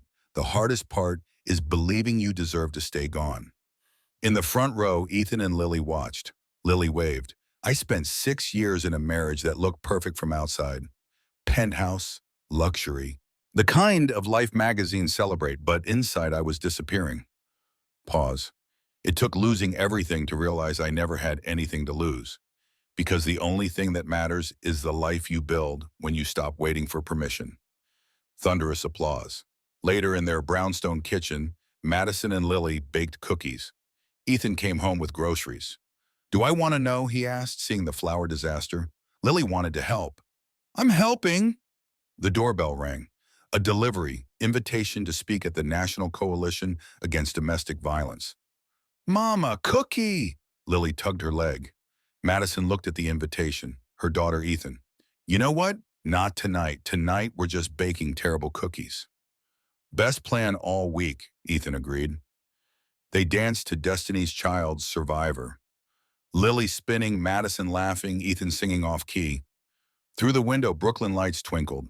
Inside was warm, messy, perfect. Madison looked at Ethan over Lily's head. This man who'd believed she could save herself. Hey, she said over the music. Yeah? Ask me again. Ethan's eyes widened. What? You know what? He turned off the music, knelt by Lily. Madison Pierce, he said, looking up. I've loved you for 15 years. I'll love you 15 more. Will you marry me? Yes, Madison said simply. Yes. Lily squealed, not understanding but feeling the love. They stayed on the floor, the three of them, surrounded by flour and burnt cookies and beautiful mess. Madison closed her eyes, thought about who she'd been 6 years ago, desperate to be chosen, willing to disappear, so hungry for belonging she'd accepted crumbs. That woman was gone. In her place, someone scarred but whole, broken but rebuilt. Someone who'd learned the only permission needed was her own. I love you, Madison whispered. I love you too, Ethan said. I love cookies, Lily added. They all laughed. Outside, snow began falling. Not the same snow from Christmas Eve 2 years ago, but snow nonetheless, covering Brooklyn. A blank page, a new beginning. Inside the brownstone Madison bought with her money, in the business she built with her hands, surrounded by people who loved her without conditions. Madison Pierce was finally, completely, impossibly free. And that, more than revenge, more than settlement, more than vindication, was everything.